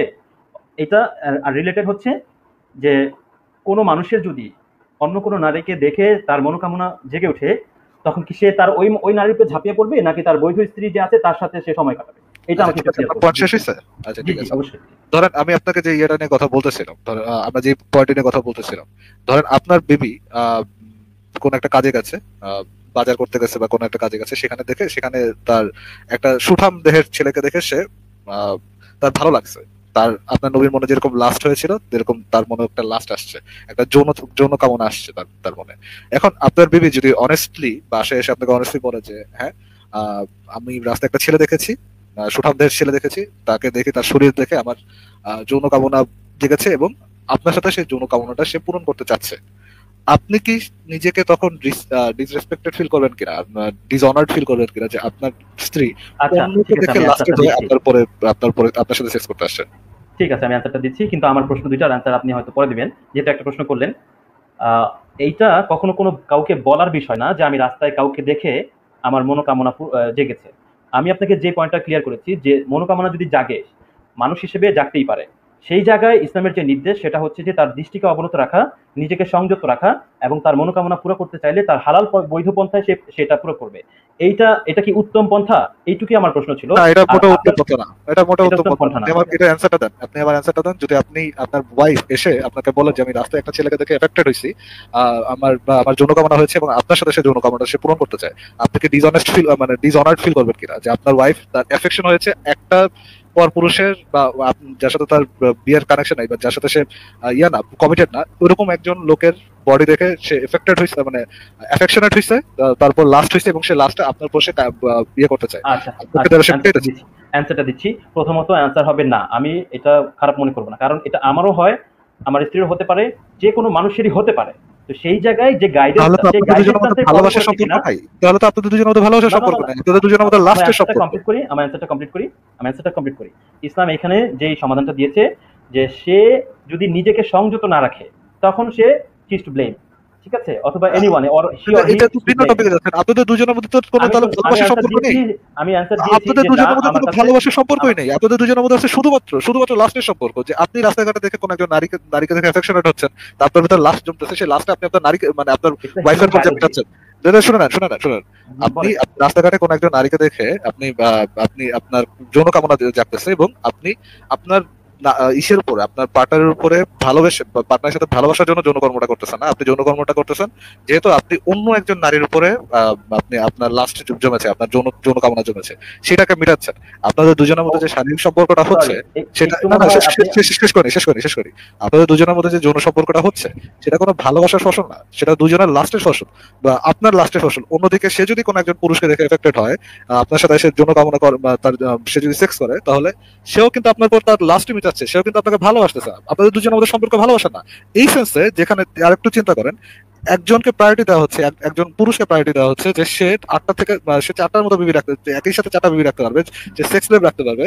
সে রাস্তাঘাটে যে কোনো একজন নারীর উপর ইয়ে হলে এফেক্টেড হলে সে তার 4 বিবি বা তার যৌনদাসী যার সাথে ইচ্ছা তার লাস্টে মিটাতে পারতেছে। সেখানে ওই পুরুষ ব্যক্তিটার তো তার তার ওয়াইফদের সাথে, তার সেক্স লাইফের সাথে, এখানে কারোর সাথে তার ভালোবাসার সম্পর্ক না। আপনি এবং আপনার ওয়াইফের মধ্যে যেমন ভালোবাসার ইয়েটা হচ্ছে না, সেক্সটা হচ্ছে না, আপনার ওই ব্যক্তি এবং তার 4 বিবি এবং তার সেক্স লাইফের মধ্যে কোনো ভালোবাসার সম্পর্ক হচ্ছে না, পুরোটা হচ্ছে লাস্টের সম্পর্ক। আচ্ছা, প্রথমত আপনি আপনি যতটা বাড়িয়ে বলছেন, এই ইসলামে এতটা মানে সিচুয়েশনটা এতটা বেড়ে যাওয়ার কোনো অপশন ইসলামের ভিতরে কেন নাই? কারণ ইসলামের অর্ডার হচ্ছে, যদি কখনো কোনো আপনি কোনো মেয়েকে দেখেন, you should lower your gaze, আপনার নিজেকে সংযত রাখতে হবে, রেসপেক্টফুল থাকতে হবে। কিন্তু আপনার মনে, আমার মনে, সবার মনে। ভাই আমি কি অনেস্টলি একটা প্রশ্ন জিজ্ঞেস করতে পারি আপনাকে? আপনি কি আপনার শেষ করি? বলেন আমি শেষ করি পয়েন্টটা, প্লিজ একটু পয়েন্টটা শেষ করি আমি। আপনি তো বলেছেন আমাকে শেষ করতে দেন। আচ্ছা ঠিক আছে বলেন। আচ্ছা, থ্যাংক ইউ। তো ইসলামে এত দূর গড়ানোর কোনো সুযোগ নেই, কারণ প্রথম হচ্ছে দৃষ্টি অবনত করার জন্য উভয়কেই নির্দেশ দেওয়া হয়েছে, ঠিক আছে? তো যখন একটা লোক কাউকে দেখে তার মনে কোনো রকম ইচ্ছা জাগে, অবশ্যই তখন সাথে সাথে তাকে তার দৃষ্টিকে, জাগুক বা না জাগুক, ইসলামের নিয়মটা হচ্ছে কোনো দিকে দৃষ্টি করলেই তার দৃষ্টিকে সংযত করতে হবে। ভাই আপনি বলতে পারতেছেন কাজ করে ফেলাইছে ভাই, আপনি যে বলতে পারতেছেন ভাই দৃষ্টিকে অবনত করার কথা যে বলতে পারতেছেন না, এখানে যে একটু অবশ্যই দৃষ্টি অবনত করে। আপনার নবী কেন করেন এই কাজ? আপনার নবী কেন করেন? আপনার নবী কেন সেটা করেন? অবশ্যই নবী তার দৃষ্টি অবনত করেছে। তাহলে তার যৌন কামনা উঠলো কিভাবে? যৌন কামনা তো এটা হচ্ছে হিউম্যান বায়োলজি। তো মানুষের ভাই আমি একটা কথা বলতে চাই ভাই। হ্যাঁ প্লিজ আসিফ ভাই, প্লিজ কন্টিনিউ। ভাই আমার তো পয়েন্ট এটা না যে, মানে ফারাজ ভাই আমার পয়েন্ট কিন্তু এটা না, একজন মানুষ উত্তেজিত হইতেই পারে, আমি এটাকে এত ভাবে দেখি না, কিন্তু যে একজন মানুষ একটা মেয়েকে দেখে বা একটা মেয়ে একটা ছেলেকে দেখে উত্তেজিত হইতেই পারে, খুব স্বাভাবিক ব্যাপার। মোহাম্মদেরও উত্তেজনা আসতে পারে, এটাও আমার কাছে তেমন কোনো ব্যাপার না। আমার সমস্যাটা হচ্ছে যে উত্তেজনায় এত এক্সট্রিম পর্যায়ে কেন গেল, যে তার সেই সময় জয়নবের কাছে গিয়ে জ্বালা না মিটাইলে আর চলতেছি না, এত এক্সট্রিম পর্যায়ে একজন মানুষের উত্তেজনা এত এক্সট্রিম পর্যায়ে চলে যাবে ফটাস করে, যে হচ্ছে কি এই মুহূর্তে আমি এটা করতে না পারলে আমি আর থাকতেই পারবো না, আমি একেবারে শেষ হয়ে যাচ্ছি। এইটা নিয়ে আমার সমস্যা। একজন সভ্য মানুষের উত্তেজনা যেরকম আসে, উত্তেজনাটাকে কন্ট্রোল করার মেকানিজম সে জানে নিজেকে। ভাই আমার কথাটা একটু শেষ হোক, তারপর আপনি বলেন, আমার কথাটা শেষ হোক। একজন মানুষের উত্তেজনা আসতেই পারে, আমারও উত্তেজনা আসে, ফারাজ ভাইয়ের আসে, অমিত ভাইয়ের আসে। আমি নিশ্চিত যে সচেতন মুসলিম ভাইয়েরও কোনো না কোনো সময়, জীবনের কোনো না কোনো সময় কাউকে না কাউকে দেখে উত্তেজনা আসছে। কিন্তু এত প্রচন্ড উত্তেজনা যে উত্তেজনাটাকে সে থামাতে পারছে না, সে তার স্ত্রী অথবা কৃতদাসীর সাথে গিয়ে সেই জ্বালাটা নিজে মিটাইছে, এবং সে তার অনুসারীদেরকে এই ইয়াটাও দিয়ে গেছে, ইনস্ট্রাকশন দিয়ে গেছে যে তোমরা যখন এইরকম একটা বিপদের ভিতরে যখন পড়বা, তোমরা সাথে সাথে তোমরা স্ত্রী বা কৃতদাসীর সাথে গিয়ে তোমাদের জ্বালা মিটাবা। মানে এই এত জ্বালা কিভাবে একজন মানুষের হয়, এটা তো আমি বুঝলাম না। আমি ইউরোপের একটা দেশে থাকি, এখানে নুট বিচ আছে। নুট বিচে আমি কয়েকদিন আগে এক জায়গায় ঘুরতে গেলাম, সেখানে দেখলাম যে সেখানে মানে লেকের পারে প্রচুর পরিমাণে মেয়ে প্রায় উদম অবস্থায়, প্রায় নাঙ্গা পাঙ্গা অবস্থায় শুয়ে স্নানবাত নিতেছে। পাতলা একটা কিছু পরা আছে, সেটা হয় না থাকলো না থাকলো। এখানে তো একজনকে দেখলাম না যে দৌড়ায় মানে লুঙ্গির ভিতরে হাত দিয়ে দৌড়ায় সে ঘরের ভিতরে যাচ্ছে তার স্ত্রীর সাথে বা কৃতদাসীর সাথে সহবত করতে। মানে তার উত্তেজনা এত এক্সট্রিম পর্যায়ে চলে গেছে যে সে আর ভাবাইতে পারতেছে না। এখানে সব মানুষকে দেখলাম সভ্যভাবে, কেউ তাকাচ্ছেও না, কেউ তার দিকে তাকাচ্ছেও না। এই জিনিসটা আমি বুঝতে পারলাম না যে মুহাম্মদের এত উত্তেজনাটা আসলো কোত্থেকে। তার বাসায় অলরেডি এতগুলা বিবি আছে, এতগুলা দাসী আছে, একই দিনে সে 9 জন বা 11 জনের সাথে এক গোসলে সে ম্যারাথন সেক্স করে বেড়াচ্ছে। সে মুতাবিবাহ করতেছে। মুতাবিবাহ মানুষ কেন করে? মুতাবিবাহ করে শুধুমাত্র ভোগের জন্য। মুতাবিবাহ করার আর কোনো কারণ নাই। এমন না যে দুঃখী মেয়েদেরকে দেখে তাদের দুঃখ কষ্ট লাঘব করার জন্য সে তাদেরকে মুতাবিবাহ করতো, সেটাও না। মুতাবিবাহ করে শুধুমাত্র সেক্স করার জন্য, এছাড়া আর কোনো কারণ নাই। এটা হচ্ছে সম্পূর্ণ প্রস্টিটিউশন। মোহাম্মদ এই কাজটাও করতো। আপনি প্রশ্নের উত্তরও দিলেন না, মানে মুতাবিবাহ করতে কি করতো না? হ্যাঁ, এবার বলেন। ঠিক আছে। জি, প্রথমত এখানে আপনি প্রথমে যে পয়েন্টটা মেক করলেন যে এত উত্তেজনা কেন, ঠিক আছে? তো কার কতটুকু উত্তেজনা থাকবে, আর কার কোনো নারীকে দেখলে কোনো উত্তেজনায় আসে না, অসুস্থতা থাকতেই পারে অনেকের, কিন্তু কার কতটুকু উত্তেজনা আসবে, অসুস্থতা থাকতে পারে একজন। মানে আপনি বলতে চাচ্ছেন আপনার নবীর অসুস্থতা ছিল? হ্যাঁ, কার উত্তেজনা উঠে না, তো এটা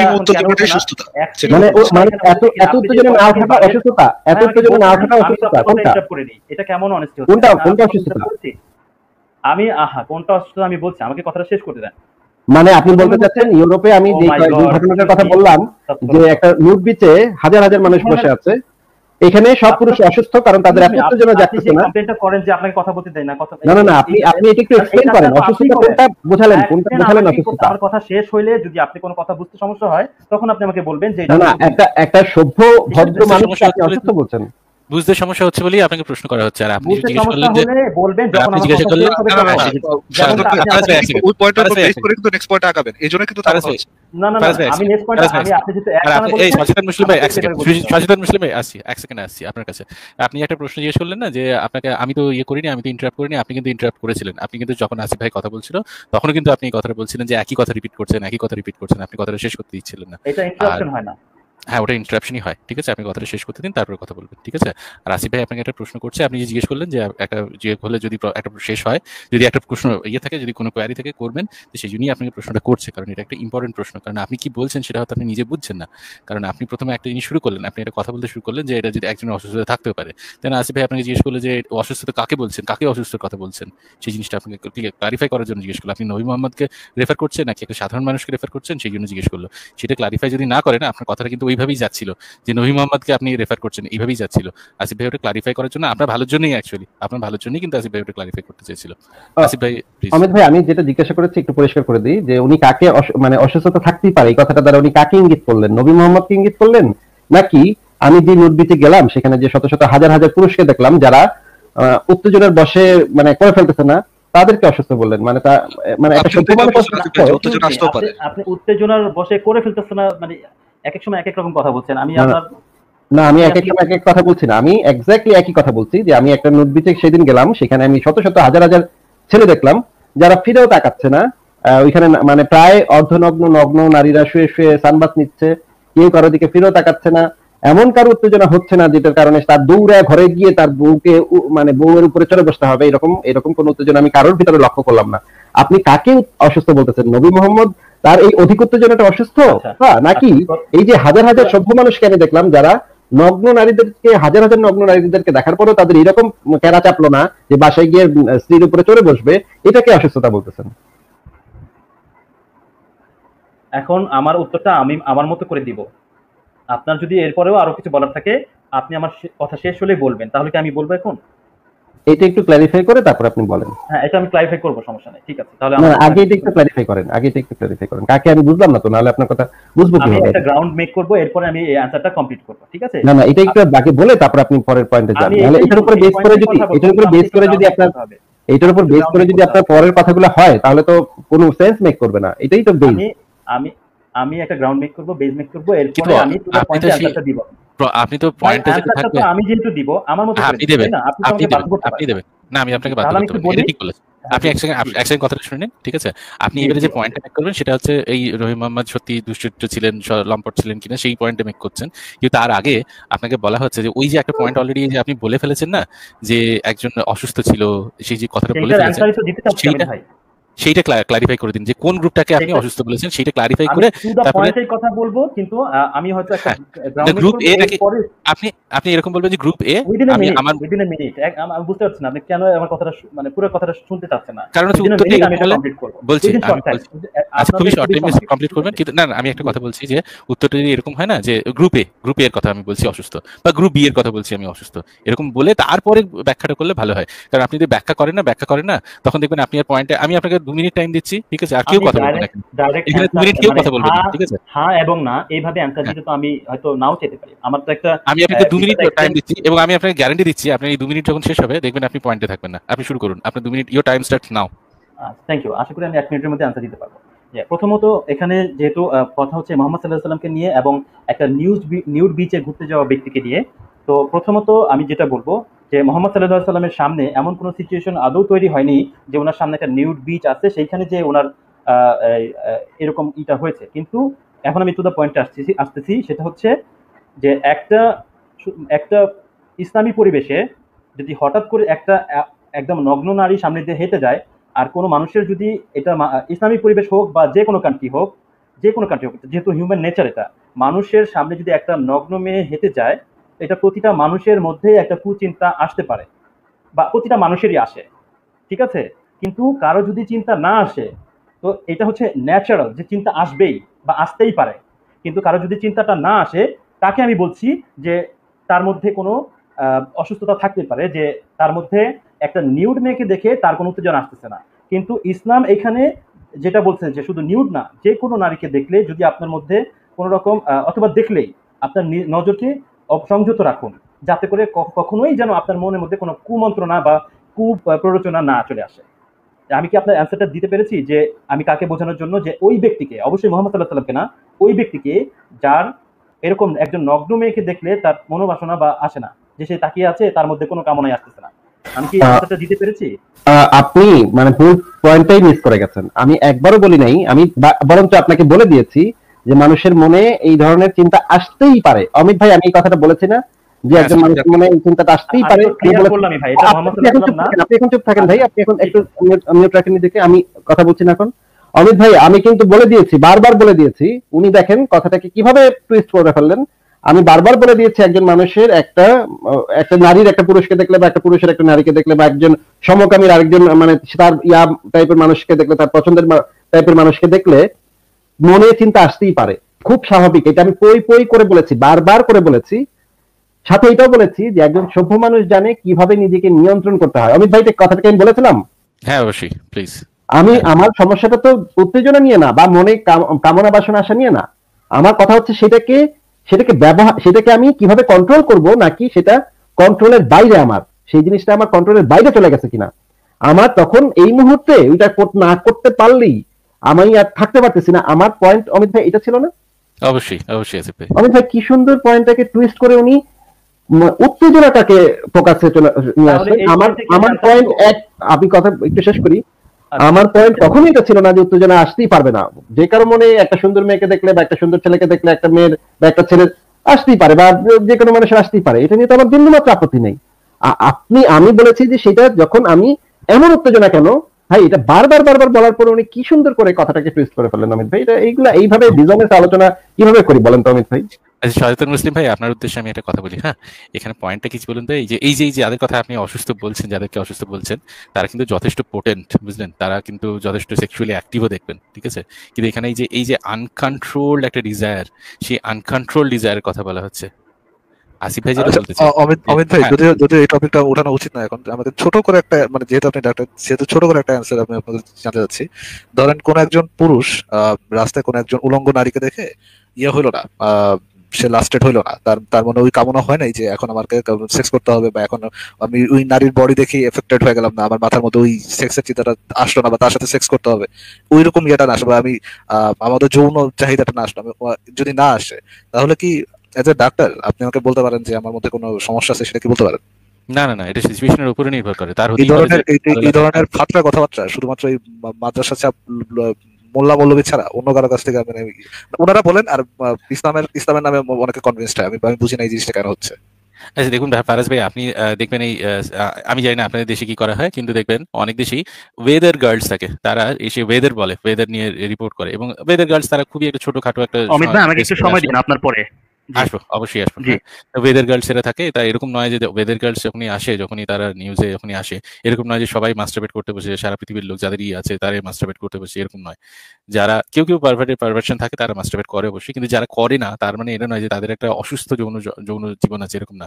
তারা তার প্রিয় মানুষের কাছে, প্রিয়সীর কাছে যায়, গিয়ে তারা তাদের যে যৌন চাহিদা সেটা করে, সেটা করতেই পারে। কিন্তু এটা নয় যে সবার যেমনি দেখলো যে তাদের ইরেকশন হয়ে গেল, যে একজন ওয়েদার গার্ড দেখলো ছোটখাটো জামা পরে, ওয়েদার গার্ড খুবই খুবই মানে ছোটখাটো জামা পরে, সমস্ত কিছুই তার সমস্ত দেহের সমস্ত স্ট্যাটিস্টিক্স হয়তো দেখবেন বোঝা যাচ্ছে। তা সেটা দেখেও তো অনেকেই উত্তেজিত হয় না। সেটাই আসিফ ভাইয়ের সেটাই পয়েন্ট ছিল, যে একটা নুড বিচ, সেই নুড বিচে সেখানে দেখেই এরকম নয় যে একজন মানুষ ওখানে বসে বসে মাস্টারবেট করছে, এরকম নয়। এবার যারা করছে না, তার মানে এটাও নয় যে তারা একটা অসুস্থ, তারা ইন্টারকোর্স তারা কিছু করতেই পারে না, এরকম ব্যাপারটা নয়। আসিফ ভাইয়ের ওটাই পয়েন্ট ছিল যে কোনটা অসুস্থ, কোনটা প্রবলেমেটিক, যে এরকম এই লাস্ট এইটা মানে এরকম একটা আনকন্ট্রোল ইয়েটা, নাকি একজন কন্ট্রোল করতে পারছে সেটা। আসিফ ভাই, আসিফ ভাই কিছু অ্যাড করবেন? ভাই, আমি যে মুতাবিবাহ কেন করে সেটা ওনাকে জিজ্ঞাসা করেছিলাম। এটা যদি উত্তর ওনার দেওয়া হয়ে গিয়ে থাকে তাহলে উনি মুতাবিবাহে যেতে পারবেন। আচ্ছা, আমার উত্তরটা কিছু অংশ বাকি আছে। যেহেতু আপনি আরেকটা আপনার পয়েন্টটা আরেকটু স্পেসিফাই করে প্রশ্নটা করেছেন, এই জন্য আমি একটু এটাকে অ্যান্সার দিতে চাচ্ছি। সেটা হচ্ছে যে উত্তেজনাটা এত এক্সট্রিম লেভেলে কেন, আমি কি একটু আপনার কাছ থেকে জানতে চাইবো যে আমার বোঝা ঠিক আছে কিনা। আমি কি আপনার একটু রেসপন্সটা পেতে পারি যে আমি ঠিকটা বুঝেছি কিনা, যে উত্তেজনার মাত্রাটা এত বেশি কেন যে তার স্ত্রীর সাথে যে তার শারীরিক চাহিদা পুরো করতে হবে। আমি কি আপনার প্রশ্নটা বুঝতে পেরেছি কিনা, তাহলে আমার অ্যান্সারটা দিতে সুবিধা হবে। আর না হয় আপনি বলবেন যে আমি প্রশ্নটাই বুঝি নাই, একটু হেল্প করবেন। মানে আমি বলতে চাচ্ছি যে আমরা যারা সভ্য মানুষ আছি তারা আমাদের এই উত্তেজনাটাকে কন্ট্রোল করতে পারি, নিজেকে নিয়ন্ত্রণ করতে পারি, কিন্তু অসভ্য যারা বর্বর যারা, ইতর যারা, লম্পট যারা, তারা এটাকে কন্ট্রোল করতে পারে না। না, আপনি আমার সামনে আমার নবীকে নিয়ে এইভাবে কথা না বলছেন। না, আমি তো আপনার নবীর কথা বলিনি, আমি বলেছি অসভ্য যারা, ইতর যারা, বদমাইশ যারা, লম্পট যারা, যতটুকু প্রয়োজন ছিল লুচ্চা যারা, তারা কন্ট্রোল করতে পারে না। আপনি বুঝে ফেললেন কিভাবে যে আপনার নবীকে বলেছি? ভাই আপনি কিভাবে বুঝে ফেললেন এটা? যেহেতু এত ঠাকুর ঘরে কেড়ে আমি কালা খাই না ভাই। যেহেতু সে কন্ট্রোল করতে পারে নাই, সেহেতু সে ইয়ে করছে আর কি। প্রশ্নটা যেহেতু আমি তাকে নিয়ে করেছি, এত ঠাকুর ঘরে কেড়ে আমি কালা খাই না। তার সম্বন্ধে কথা বলতে গেলে যতগুলো শব্দ ব্যবহার করবেন আমি অবশ্যই সেটা, যাই হোক এটা আপনার একটা চালাকি আমি জানি। তো আমি টু দ্য পয়েন্টে আপনার অ্যান্সারে চলে যাচ্ছি। সেটা হচ্ছে যে এখানে যদি তার স্ত্রী তার নিকটে বা কাছাকাছি ডিস্টেন্সে না থাকতো, তাহলে সে তার কন্ট্রোলটা কতটা এক্সট্রিমে ছিল সেটা হয়তো আমরা নিয়ে আলোচনা করতাম, যে সে একদম অজ্ঞান হয়ে গেছে অথবা এমন একটা এক্সট্রিমে সে ছটফট করতেছে, এই ধরনের কোনো সিচুয়েশন কিন্তু এখানে ঘটেনি। এখন না সেটা এই হাদিসে সেটাও ইনস্ট্রাকশন দেয়া আছে। সেটা আমি কৃতদাসের সাথে করতে হবে। আপনি হাদিসটা রেডি রাখেন, আমি হাদিসটা তখন কৃতদাসের সাথে করতে হবে। ভাই রেডি রাখেন, আমি এই হাদিসটা আপনার রেডি কেন? আমি তো মুখস্থ বলে দিতে কথাটা পারি। শেষ করি এরপরে দেখাবেন, এজন্য বলছি আমি কথাটা শেষ করি এরপরে দেখাবেন। জি, যে এখানে কথা হচ্ছে যে এক্সট্রিম কতটা হয়েছে যে সে আর কন্ট্রোল করতে পারছে না, যেটা নিয়ে আপনি প্রবলেমেটিক মনে করছেন যে এতটা এক্সট্রিম হওয়া যাবে না। কেন ভাই? আমার দাবি হচ্ছে যে এটা পার্সন টু পার্সন ভ্যারি করতেই পারে, যে তার কতটা এক্সট্রিম লেভেলে আছে, কিন্তু কতটা এক্সট্রিমে ছিল সেটা আমরা জানি না। কিন্তু আপনি ধারণা করছেন যে এতটা এক্সট্রিমে ছিল, সে তার বিবিকে সাথে গিয়ে এটাই করছে। এখন আবার ভুল বলছেন ভাই, আবার ভুল বলছেন। আবেগ অনুভূতি যতই এক্সট্রিম হোক না কেন, আমি কন্ট্রোল করতে পারতেছি কিনা সেটা হচ্ছে ব্যাপার। ওকে, এখন কন্ট্রোল করতে, এখন যদি আমার সাথে আমার স্ত্রী থাকে অথবা আপনার সাথে আপনার স্ত্রী থাকে, আপনি এখানে কন্ট্রোল করলেন না, সেইটা দিয়ে কি প্রমাণ হয় যে আপনি? কিন্তু সেটা তো আপনার ভাই, আপনি যখন সেক্সটা করতেছেন আপনার স্ত্রীর সাথে, তখন তো আপনার স্ত্রীর সাথে আপনি সেক্স করতেছেন, আপনি মনে মনে ওই মেয়ের সাথে সেক্স করতেছেন। আপনি শুধুমাত্র আপনার লাস্টে মেটাচ্ছেন, আপনি শুধুমাত্র আপনার লাস্টে মেটাচ্ছেন, রেদার দেন আপনি আপনার ওয়াইফের সাথে ভালোবাসার কোনো ইয়ে করতেছেন। আপনি আপনার মাথায় ওই নারীটা আছে এবং আপনি সেক্স করতেছেন, মেটাচ্ছেন শুধু আপনার ওয়াইফের সাথে। এই যে একটা এক্সট্রা মেসেজ দিলেন, এই এক্সট্রা মেসেজটা ইসলামের বাউন্ডারির ভিতরে নাই। কেন হচ্ছে, যখনই আপনি একটা নারীকে দেখবেন আপনার সাথে সাথে আপনার নিজেকে অবনত রাখতে হবে, যাতে করে এরপরে আর এটা তো কন্ট্রাডিক্টরি কথা বলতেছেন ভাই, এটা তো আগাগোড়া কন্ট্রাডিক্টরি কথা বলতেছেন। একটা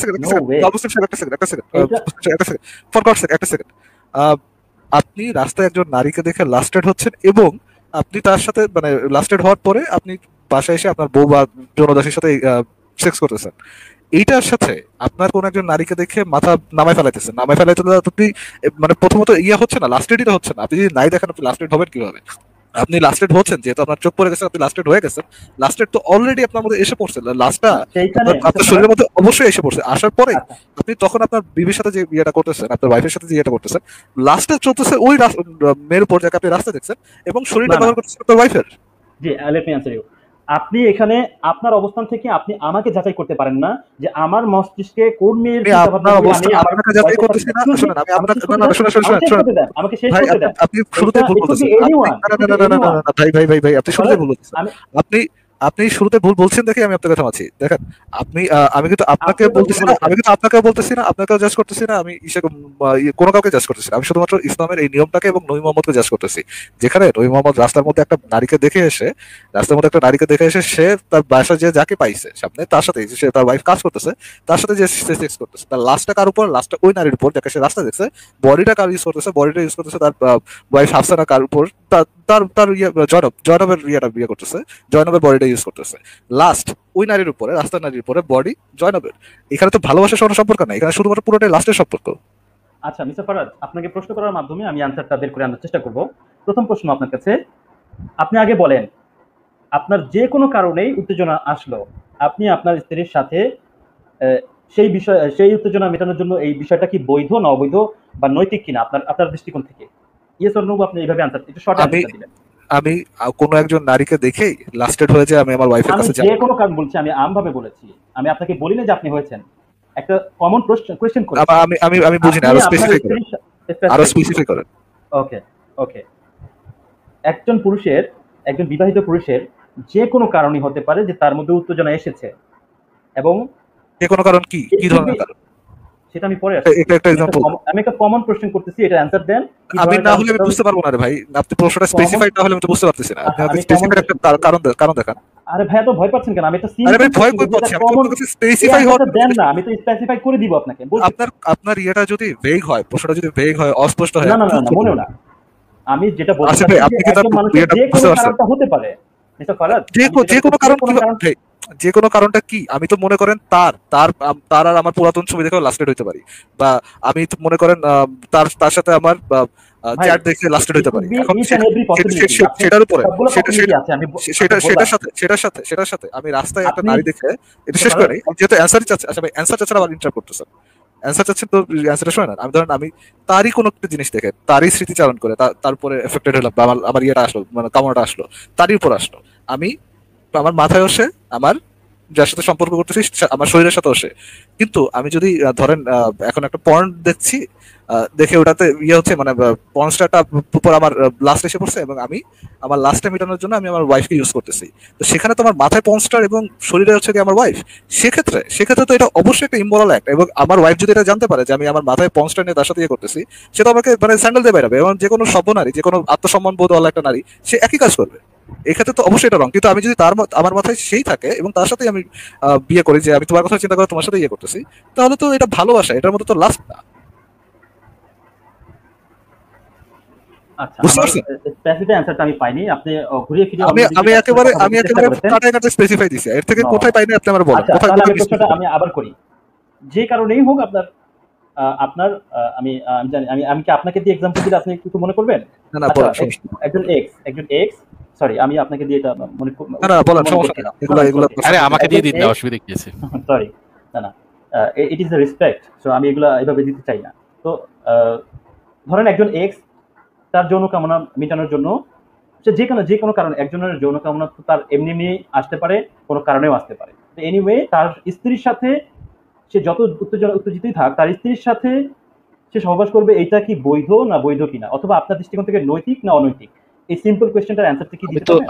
আমি তো আরো কাট করে খুব সুন্দর করে অ্যানসার দিছি। আমি কাট চাই নাই, আমি তো আরো খুব স্পেসিফাই, আমি তো খুব এই ব্রেক কোশ্চেনটা খুব স্পেসিফাইড করিয়া দিছি। কখন it is moral or immoral, কখন এটা নৈতিক হবে, কখন এটা নৈতিক হবে, কখন এটা অনৈতিক হবে, আমি তো এটা স্পেসিফাই করে দিছি ওটা। ঠিক আছে, ওকে, আমি আপনার এই অ্যানসারটা নিয়েই তাহলে আগে বাড়ছি। আচ্ছা, এখন আপনার সাথে আমি এগ্রি করছি, যদি আপনি যেভাবে বললেন যে আপনার মাথায় যদি পর্ন স্টারের চিন্তা ভাবনা থাকে এবং আপনার শরীরে যদি আপনার স্ত্রী থাকে, এটা অনৈতিক। আমি আপনার সাথে এগ্রি করছি, এটা আসলে হওয়া উচিত না। কিন্তু এখানে ইসলামের অবস্থানটা কি আর মুহাম্মদ সাল্লাল্লাহু আলাইহি ওয়াসাল্লাম কি, আপনি যেই পয়েন্টটা দিয়েছেন এই পয়েন্টের সাথে যায় কিনা এটা আপনি অ্যান্সার দিবেন। আর ইসলামের অবস্থানটাই বলে দিচ্ছি যে ইসলাম কখনোই অ্যালাউ করে না যে আপনি আপনার স্ত্রীর সাথে আছেন আর অন্য কোনো মেয়েকে নিয়ে ভাবছেন। থ্যাংক ইউ, আপনি অ্যান্সারটা দিবেন। আমি বুঝি না, আপনার প্রশ্নটা একবার বলেন। ভাই আমি কিছু বুঝি না। ভাই আচ্ছা সেকেন্ড পার্টটা বলছি, প্রথম পার্টটা বুঝি না। আমি কিছু বুঝি না, ধরেন ফারাজ ভাই, আমি একটা জিনিস আপনাকে একটু বলি। ফারাজ ভাই, কারণ আপনার উদাহরণই দিচ্ছি ফারাজ ভাই, আপনাকে কিছু মনে করেন না। ধরেন আপনি মানে সানি লিওনির ভিডিও খুব দেখতেছেন, দেখতে চরম একটা অবস্থা, আরে মারাত্মক। তো তারপরে আপনার পাশের ঘরে আপনার ওয়াইফ বা আপনার প্রেমিকা শুয়ে আছে, সে ঘুমাচ্ছে, বা সে ধরেন একটা জরুরি কাজ করতেছে, আপনি মানে দৌড় দিয়ে গেলেন ওই রুমে, দৌড় দিয়ে রুমে গিয়ে জামা খোলা শুরু করলেন এবং শুরু করে দিলেন কাজ। তখন যেহেতু আপনার উত্তেজনাটা, এটা কিন্তু খুব স্বাভাবিক ব্যাপার যে আপনার উত্তেজনাটা কোথা থেকে আসলো, আপনার উত্তেজনাটা এসছে সানি লিওনি থেকে, এবং আপনার মাথায় তখন ঘুরতেছে সানি লিওনির নানা কিছু আপনার মাথায় তখন ঘুরপাক খাচ্ছে। আপনি কাজ করতেছেন, তখন আপনার মাথায় কিন্তু তখন পুরোপুরি সানি লিওনি বসে আছে, এবং আপনি করতেছেন হচ্ছে আপনার ওয়াইফের সাথে বা আপনার গার্লফ্রেন্ডের সাথে। তো এই জিনিসটা মানে একটা নারীর জন্য এই জিনিসটা অত্যন্ত মানে খুবই মানে অসম্মানজনক। আমার ওয়াইফ যদি এটা আমার সাথে করে কখনো, যে আরেকটা সালমান খানকে মনে করেন ঋত্বিক রোশনকে দেখে সে যদি উত্তেজিত হয়ে আমার সাথে শুরু করে, আমি যদি এই জিনিসটা কখনো জানতে পারি, আমি অত্যন্ত মানে ঘৃণা বোধ করবো, অত্যন্ত অসম্মানিত বোধ করবো, এবং আমি মানে খুবই আমার মানে আতে ঘা লাগবে, মানে একদম জেনুইন যে আমি হব যে এটা আমার সাথে সে কেন করলো। সে মনে তার কল্পনা একজন, সে মনে ভাবতেছে একজনকে, ঋত্বিক রোশনকে, কিন্তু সে করতেছে আমার সাথে, এটা আমার জন্য অত্যন্ত অসম্মানজনক। একইভাবে আমি যদি সেই কাজটা করি, আমি মনে ভাবতেছি ক্যাটরিনা কাইফকে এবং করতেছি তার সাথে, এটা হবে তার জন্য অত্যন্ত অসম্মানজনক। এটা হচ্ছে মানুষের ডিগনিটি নষ্ট করে। কিন্তু উনি কি বললেন ভাই, আমি কিছুই বুঝিনি। আমি যেটা বলেছি, আমি আপনার সাথে এগ্রি করেছি যে এটা করা উচিত না। কিন্তু আপনি যদি এটা অ্যাজ এ অ্যালিগেশন মোহাম্মদ সাল্লাহ সাল্লামের দিকে ধাবিত করতে চান, মোহাম্মদ সাল্লাহ সাল্লাম তার মনের ভিতরে অন্য নারী ছিল এবং তার স্ত্রীর সাথে সে বডিলি ছিল, শুধু শারীরিকভাবে ছিল, এইটা আপনি প্রমাণ করবেন যদি আপনার অ্যালিগেশনটা এটা হয়েছে। উত্তেজিত কাকে দেখে হয়েছিল তিনি রাস্তায়? ভাই উত্তেজিত যে কোনো কারণে হতে পারে, কিন্তু শারীরিক কাকে সম্পর্ক দেখে করার কাকে সময় দেখে হয়েছিল? তাকে আপনার কাকে দেখে হয়েছিল? আপনার মাথায় থাকবে। কাকে দেখে উত্তেজিত হয়েছিলেন? আমার ভাই কোয়েশ্চনটা ভেরি স্পেসিফাইড, কাকে দেখে উত্তেজিত হয়েছিল? ভেরি স্পেসিফাইড, সেটাকে আমি ভুলে যেতেও পারি। আপনি এখন ওই যে কার নাম আমি দিলেন প্রথমেই আপনাকে প্রশ্নটা করেছিলাম যে কাকে দেখে উত্তেজিত হয়েছিলেন তিনি রাস্তায়। এখন যাকে দেখে উত্তেজিত হয়েছে, কাকে দেখে উত্তেজিত হয়েছিলেন ভাই? আমি জানি না এই পয়েন্ট থেকে আমি কিন্তু আপনাকে নড়তে দিব না। কাকে দেখে উনি উত্তেজিত হয়েছিলেন? আমি বলছি ফারাজ ভাই নাম জিজ্ঞেস করছে না, একজন বেগানা নারীকে দেখে। আচ্ছা ওকে, একজন বেগানা নারীকে দেখে উনি উত্তেজিত হয়েছিলেন। উত্তেজিত হওয়ার পরে উনি বাসায় আসছেন, বাসায় এসে দেখছেন যে ফার্স্ট থিং ইজ যে তার বিবির কালেকশনের মধ্যে একজন বিবি চামড়া সাফ করতেছে, কোন একটা কাজ করতেছে। তিনি সেই বিবিকে নিলেন, বিবিকে নিয়ে তার যৌন তৃপ্তি মানে আসিফ ভাই আপনি কি একটু স্পেসিফাই হওয়ার জন্য হাদিসটা কি যদি সামনে থাকে একটু আনতে পারবেন?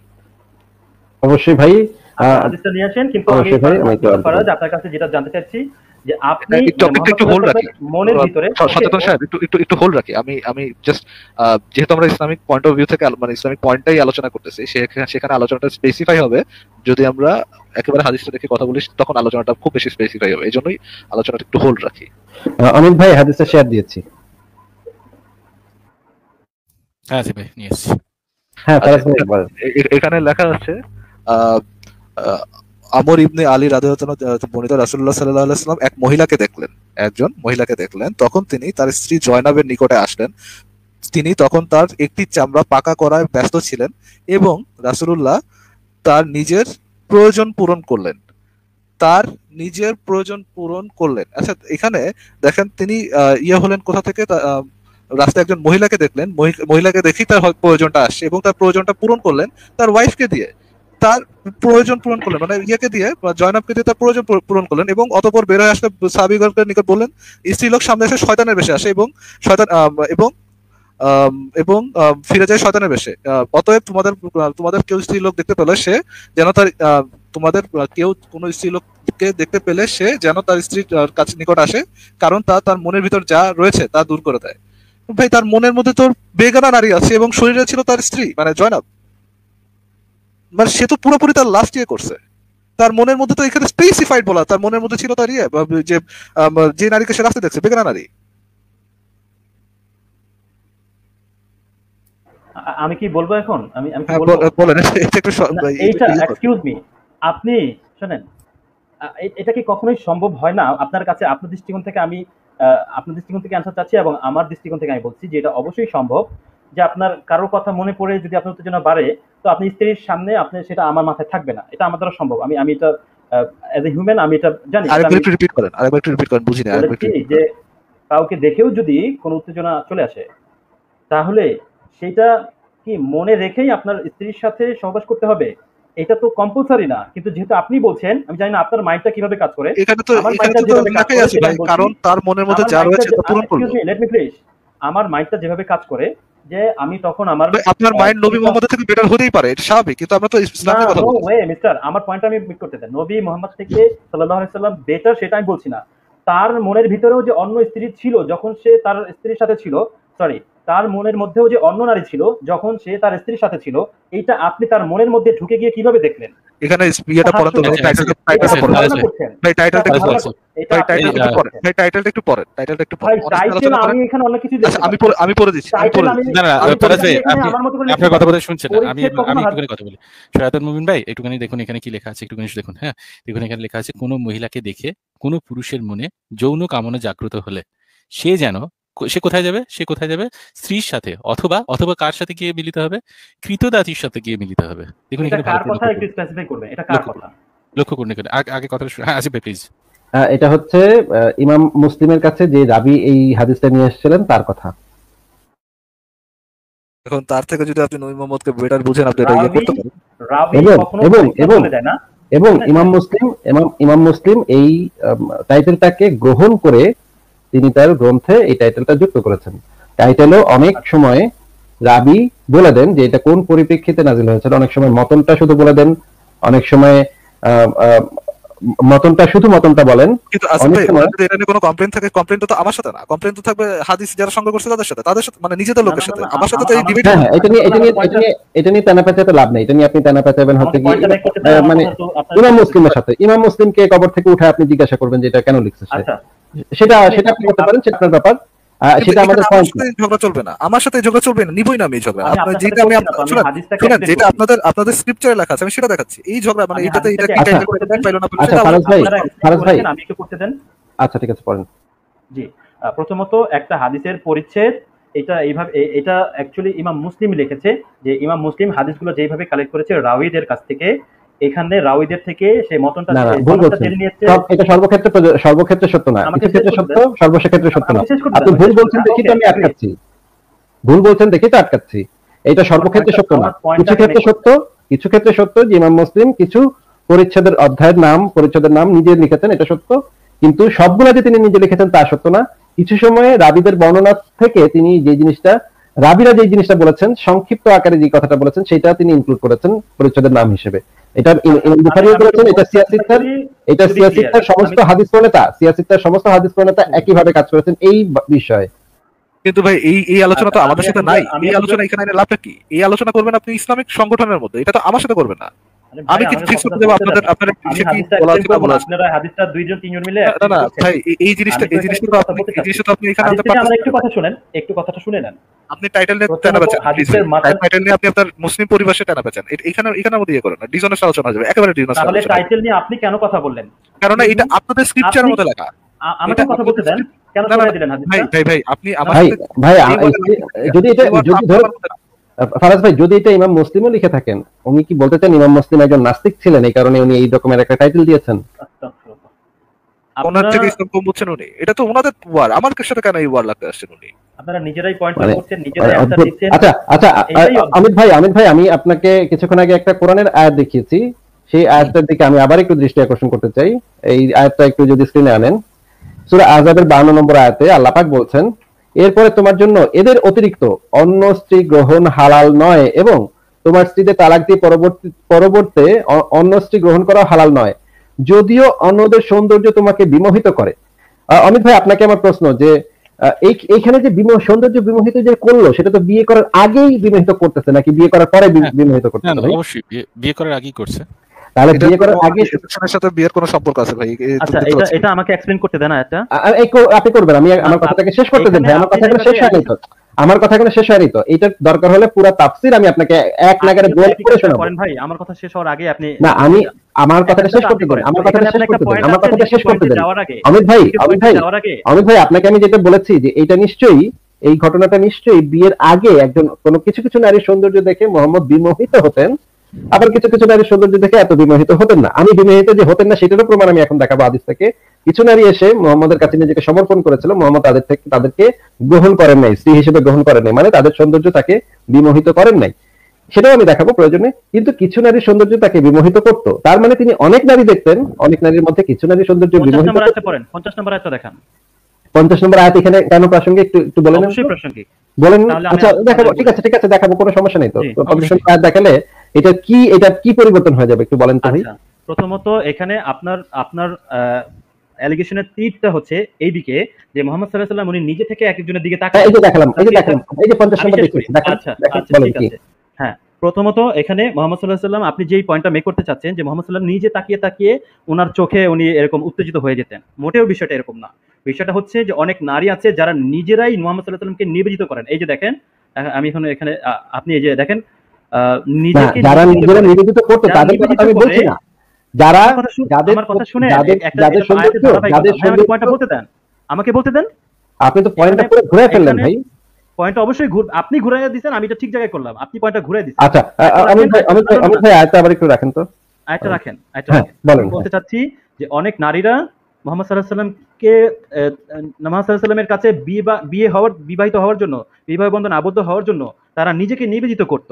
তো যারা নিজেকে নিবেদিত করত, তো তাদেরকে যতই ভালো লাগুক, এইভাবে বিষয়টা কনটেক্সট চলে আসছে। কিন্তু আপনি না, এটা আপনাকে কে বলেছে? যারা নিজেকে নিবেদিত করতে তাদের ভিতর থেকে নবী মুহাম্মদকে নিজে নিবেদিত করে নাই এমন ছাড়া কি সে বিয়ে করে নাই ভাই? বা এমন ছাড়া কি তার এটা তো ভাই পুরা, তার সাথে কোনো এটা সম্পর্ক তো নেই? পুরা উদ্ভট কথা, করেছে, এইরকম এত উদ্ভট কথা, এত পাগলের মতো কথা, এটা এত পাগলের মতো কথা ইসলাম সম্পর্কে সাধারণ জ্ঞান পাগলের মতো যাদের আছে কথাটা কেন আসলো এখানে? তারা বলবে না। পাগলের মতো কথাটা কি না, আপনি আপনার বলছেন কথাটা নাকি? আপনার কথাটা পাগলের মতো, আপনাকে আমি পাগল আমার কাছে বলিনি, তো আপনার আপনার কথাটা। কথাটাও ছাগলের মতো মনে হচ্ছে। এটা আপনি তাহলে এই আপনি যে বলতে দেখেন, এই যে পারেন দেখেন, না। এই যে দেখেন, আমি তো এভাবে বলতে পারি না যে আমার দেখেন, কথাটা আপনি দেখেন পাগলের কিভাবে, এই যে সাথে এই তুলনা করছেন। গরু গাধাগুলোর সাথে কিভাবে কথা বলবো ভাই, বলেন। না, না, এই আপনি গরু আমাকে আগে কেন গাধাগুলোর সাথে পাগলের মতো কথাটা বলছেন? অবশ্যই আপনি পাগলের মতো কথা বলেছেন। নবী আমিও তো মোহাম্মদ বলতে পারি অনেক যে আপনি ছাগলের মতো বলছেন। ছেলে- এটা তো বলা উচিত না। এটা তো বলা না, উচিত না, না ভাই। আপনি কেন বলবেন? না, না, You should have আপনি respect. ছাগলের না, মতো না, না, Respect ইয়ে ভাই, each other. একটা সেকেন্ড, আপনি মানে সে কিন্তু জাজ করছে আপনার কথার উপরে, আপনি কিন্তু বলতে পারতেন যে ভাই আপনার এই কথাটা ঠিক না, আমিও বা এই তো কথাটা বল- পাগলের আচ্ছা, মতো। আমার কোন কথাটা ছাগলের মতো বলেন তো? আপনি এটা আপনি এটা বলেন। আউট অফ কনটেক্সট কোট করেছেন। না, না, আমি আউট অফ কনটেক্সট কোথায় কোট করেছি? আমি আপনাকে তো এটা তাফসীর সহকারে করে দেখাবো বলেছি আপনি মাত্র। 50 নম্বর আয়াত, আপনি তো 50 নম্বর ভাই আয়াত থেকে ওই 52 নম্বর আয়াতটা একটানা পড়ে যান, তাহলে আলোচনাটা শেষ বিষয়টা হয়নি, clear হবে। ওই আলোচনা তো না, না, এটা তো আলোচনা শেষ হয়নি। আউট অফ এখানে কনটেক্সট যদি- হলো কি হলো না সেটা আপনি বুঝলেন কিভাবে? আরে আপনি ভাই, যেমন এখানে আমাকে যদি- বলছেন যেন আমি বলি আপনার একটু কথাটা ভুল মিউট হয়েছে। রাখেন, একটু আমিও মিউট তো রাখেন, আশা অমিত ভাই, করছি অনেক যে একটু মিউট আমার রাখেন, যদি অনেক কথাটা একটু ভুল মিউট হয়, রাখেন। এই এই ইয়ে, একটু মিউট রাখেন। শয়তান মুসলিম আপনাকে একটু মিউট করলাম। আমরা আমি না, এটা আমি এটা আমি আমি আমাকে ওনাকে মিউট করবেন আমি না। ওনাকে আমি মিউট আমি করবেন না আমাকে। আমি ওনাকে তাহলে এবং আমাকে বলেন। পৃথিবীর সমস্ত মুসলিমকে এই আচ্ছা, চ্যালেঞ্জটা দিয়ে দিচ্ছি মিউট করুন। যে এখানে যাদের সৌন্দর্য তোমাকে চমৎকৃত করে, এই এদের এদের এই সমস্ত নারীদেরকে উনি যদি বলতে চান যে শুধুমাত্র যারা নিবেদন করতো, নিজেদেরকে নবী মোহাম্মদের কাছে নিবেদন করতো, তাদের মধ্য থেকে শুধুমাত্র যাদের সৌন্দর্য চমৎকৃত করে, এটা যদি উনি প্রমাণ করতে পারেন, যে এই কথাটা বলা হয়েছে যারা শুধুমাত্র নবী মোহাম্মদের কাছে নিজেকে নিবেদন করতে পারেন, তাহলে আমি ওনার কাছে ক্ষমা চেয়ে নিব। ওনাকে আমি বলেছি পাগলের মতো কথা উনি বলেছেন, এটার জন্য আমি ওনার কাছে ক্ষমা চাইবো। উনি এই মুহূর্তে যে কোনো তাফসীর থেকে শুধু এই জিনিসটা প্রুফ করবেন যে এই যে এখানে যাদের কথা বলা হয়েছে তাদের সৌন্দর্য তোমাকে চমৎকৃত করে, এটা শুধুমাত্র স্পেসিফিকলি যারা নবী মোহাম্মদের কাছে নিজেকে সমর্পণ করে সেই সব নারীদের মধ্য থেকে বলা হয়েছে। এটা কোন তাফসীর গ্রন্থে কোন সাহাবী কোন তাবেঈন এই আয়াত থেকে এই বুঝটা বুঝেছে, সেইটা আপনি প্রমাণটা দেন। এর আগে আমি যে কথাটা বলতে চাচ্ছি, প্রমাণটা দেন। আমি কোন আয়াতটা তাফসীর? নিয়ে কি কোন তাফসীর থেকে প্রমাণটা দেন। আপনি আমার কথা শুনবেন কি শুনবেন না? যে কোনো একটা তাফসীর গ্রন্থ থেকে আপনি যে ব্যাখ্যাটা দিয়েছেন সেই আপনি ব্যাখ্যাটা আমার কোন কথাটা তাফসীর আগে গ্রন্থে শুনবেন। আছে? আমার- এটা আগে বলে তারপর আপনি শুনুন। আপনি তাফসীর গ্রন্থের নামটা বলেন, আমি বের করি। আচ্ছা, ততক্ষণ আমি আপনি এই দাবিটা তো আগে করেছি ইয়ে কিনা, করেন, সেটা আগে আপনার দাবিটার justify পক্ষে করতে হবে। রেফারেন্সটা দেখান। এই আপনার দাবিটা আমি করেছি কিনা সেটা তো আগে জাস্টিফাই করতে হবে। আপনি অবশ্যই করেছেন, ফারাজ ভাই আছেন, অমিত ভাই আমার আছেন, দাবিটা কি ছিল? আমরা সবাই শুনেছি। আমার দাবিটা একটা- কি ছিল সেটা আমাকে আগে করতে দেন। Am I? আপনি দাবিটা করেছেন এই যে সৌন্দর্য চমৎকৃত করে এই আমার কিন্তু দাবিটা আমাকে শুধুমাত্র করতে দেন যে আমার দাবিটা যারা করতে- নবীর কাছে নিজেকে আমার নিবেদন দাবিটা করতো কিন্তু তাদের আমাকে মধ্য করতে থেকে দেন। বলা হয়েছে। আমি দাবিটা এই করি। প্রমাণটা একটু দেন আগে, কোন তাফসীর এই গ্রন্থে দাবিটা তো আছে? আমি করিনি। এক্সকিউজ মি, এই দাবিটা আমি করিনি। অমিত ভাই, আমার উনি কথাটা শেষই করতে দেন না আপনি। আপনি ভাই, মিস্টার আমির, আলোচনা ফ্রুটফুল হওয়ার জন্য যে জিনিসটা দরকার মিস্টার সেটা আমির, হচ্ছে অনেস্টি এই দরকার। শয়তান- আপনার মধ্যে শয়তান অনেস্টি মুসলিম। ব্যাকেন্স দেখতে পারতেছি রে ভাই। শয়তান মুমিন ভাই, আপনি কিন্তু এই কথা আপনার আপনি সাথে কিন্তু একটু এই কথা কথা বলতে চাচ্ছি। হ্যাঁ আপনি কিন্তু এই কথাটা বললেন যে এই যে এখানে যে দেখছেন যে সৌন্দর্য চমৎকৃত হবে আমার- কাদের সৌন্দর্য যারা আমার তোমার কথাটা শেষ করতে দেওয়া হয়নি। তাহলে উনি 50 নম্বর আয়াতটা কেন দেখতে চাইলেন অমিত ভাই? আমার কথাটা শেষ করতে দেওয়া হয়নি তখন। না, আমার কথাটা আপনি যে শেষ 50 করতে নম্বর দেওয়া আয়াতটা বের করতে আচ্ছা, বললেন, 50 নম্বর আয়াতটা বের করার আমি কারণটা বলেছি কি? 50 নম্বর আয়াত পুরোটা এবং 52 পর্যন্ত একটানা আয়াতটা পড়ে যান। আপনারা এই কাজটা করেছেন? অবশ্যই পড়ে যাব, কিন্তু হ্যাঁ, কারণটা কি? এরপরে আমার পয়েন্ট আমি মেক করব। এরপরে আপনি বলবেন যে আমি কি দাবি করেছি। না, কারণটা কি? কারণটা কি আপনি বোঝাতে চাচ্ছেন? আপনি বলতে চাচ্ছেন আমার যে দাবি- এইখানে যারা নবীর কাছে নিজেকে নিবেদন করে শুধুমাত্র তাদের মধ্য থেকে এটা তো আমি বলা বলিনি। হয়েছে, এটা আপনি বলেছেন তো? ইউটিউব থেকে ফারাজ ভাই, repeat আচ্ছা, করতে ফারাজ ভাই উনি কি পারেন। এটা বলেন নাই? আমি শুধু আমার কথাটা শেষ করতে দেননি। এটা আমি আবার বলছি যে আমার কথাটা আপনি শেষ করতে দেন। আপনি কি বলেন নাই নাকি এই শেষ জন্য করতে আমি পারেননি কোনটা? আচ্ছা, আমি শেষ করতে পারিনি। আচ্ছা, আমি শেষ তাহলে করতে এই পারিনি। কথাটা কথাটা- বলেন না, ডিসঅনেস্ট পারসনের মতো এই কথাটা বলেন না না, যে না, আপনি না, এই কথাটা বলেন নাই। আমার দাবি আপনি ছিল না এটা। কথাটা ওই পর্যন্ত যাওয়ার পরে আমাকে একটু কথা বলতে দেন, ফর গডস সেক আমাকে একটু কথা বলতে দেন। এখানে যখন আসিফ ভাই এই আয়াতটা দেখাইলো যে অতঃপর কোনো নারী তোমার জন্য বৈধ নয়, তাদের পরিবর্তে অন্য স্ত্রী গ্রহণ করাও হালাল নয়, যদিও তাদের সৌন্দর্য তোমাকে চমৎকৃত করে।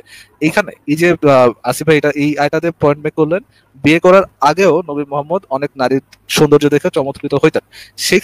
সেইখানে আপনি পয়েন্টটা মেক করছিলেন কি যে না, উনি চমৎকৃত হইতেন শুধু তাদের মাধ্যমেই, মানে উনি নিজে যায় কোনো নারী দেখতেন না, যেই নারীরা নিজেরা আসতো তার কাছে সমর্পণ করতো নিজেকে, তার সৌন্দর্য দেখেই তিনি মাত্র ইয়া হইতেন। এমন না যে তিনি যায় খোঁজ খবর করতেন। কিন্তু সেখানেও আপনার পয়েন্টটা ভ্যালিডেট হয় না, কেননা সেখানেও তিনি বিয়ে করার আগেই কোনো না কোনো নারী দেখে চমৎকৃত হইতেন। আমাদের পয়েন্টে কিন্তু এইটা যে কোনো নারীকে বিয়ে করার আগেও উনি দেখে চমৎকৃত হইতেন কিনা বা তার মধ্যে ওই কামনাটা আসতো কিনা। হ্যাঁ, কামনাটা আসতো এই পয়েন্টের জন্য দেওয়া হয়েছে। আপনি যে কোন থেকে কোথায় যাচ্ছেন আমি ভাই বুঝতে পারতেছি না। এবং আপনি বলতেছেন যে আপনি বলতেছেন যে আপনি এই দাবিটা করেন নাই যে কি জানি পয়েন্টটা ছিল যে নবী মোহাম্মদ শুধুমাত্র তাদের উপর বিয়ে করতেন না, চমৎকৃত হইতো না যারা নিজেরাই আসতো, তাদেরকে নিজেরাই নিজেদেরকে সঁপে দিত। এরকম তো ছিল না, এর বাইরেও তো নবী মোহাম্মদ অনেকজনকে বিয়ে করছেন। সাফিয়া তো নিজের কাছে শিখে নেই, সাফিয়াকে তো উনি চুজ করে নিয়েছেন, পিকার চুজ করে নিয়েছেন। হ্যাঁ বলুন, শুনছি, বলুন শুনছি। আচ্ছা, আপনি আপনার জায়গা থেকে একটু অনেস্টলি বলবেন যে আমাকে কি 50-50 ভাবে কথা বলতে দেওয়া হচ্ছে? না, তার কারণটা কি বলেন তো? তার কারণ হচ্ছে আপনি অনেক রকম, না, কারণটা কি পরে বলেন, আগে বলেন দেওয়া হচ্ছে কিনা।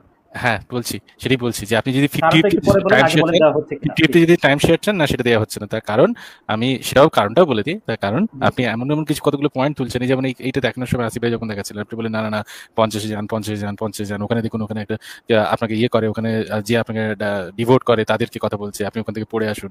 তারপরে আপনি আবার বললেন না আমি পুরো কথাটাই আমি বলতে পারিনি। ঠিক আছে, তা এবারে আমি একটু বলি, ঠিক আছে, এবারে যে কারণটা আমাকে বললেন যে কেন আমাকে দেওয়া হচ্ছে না।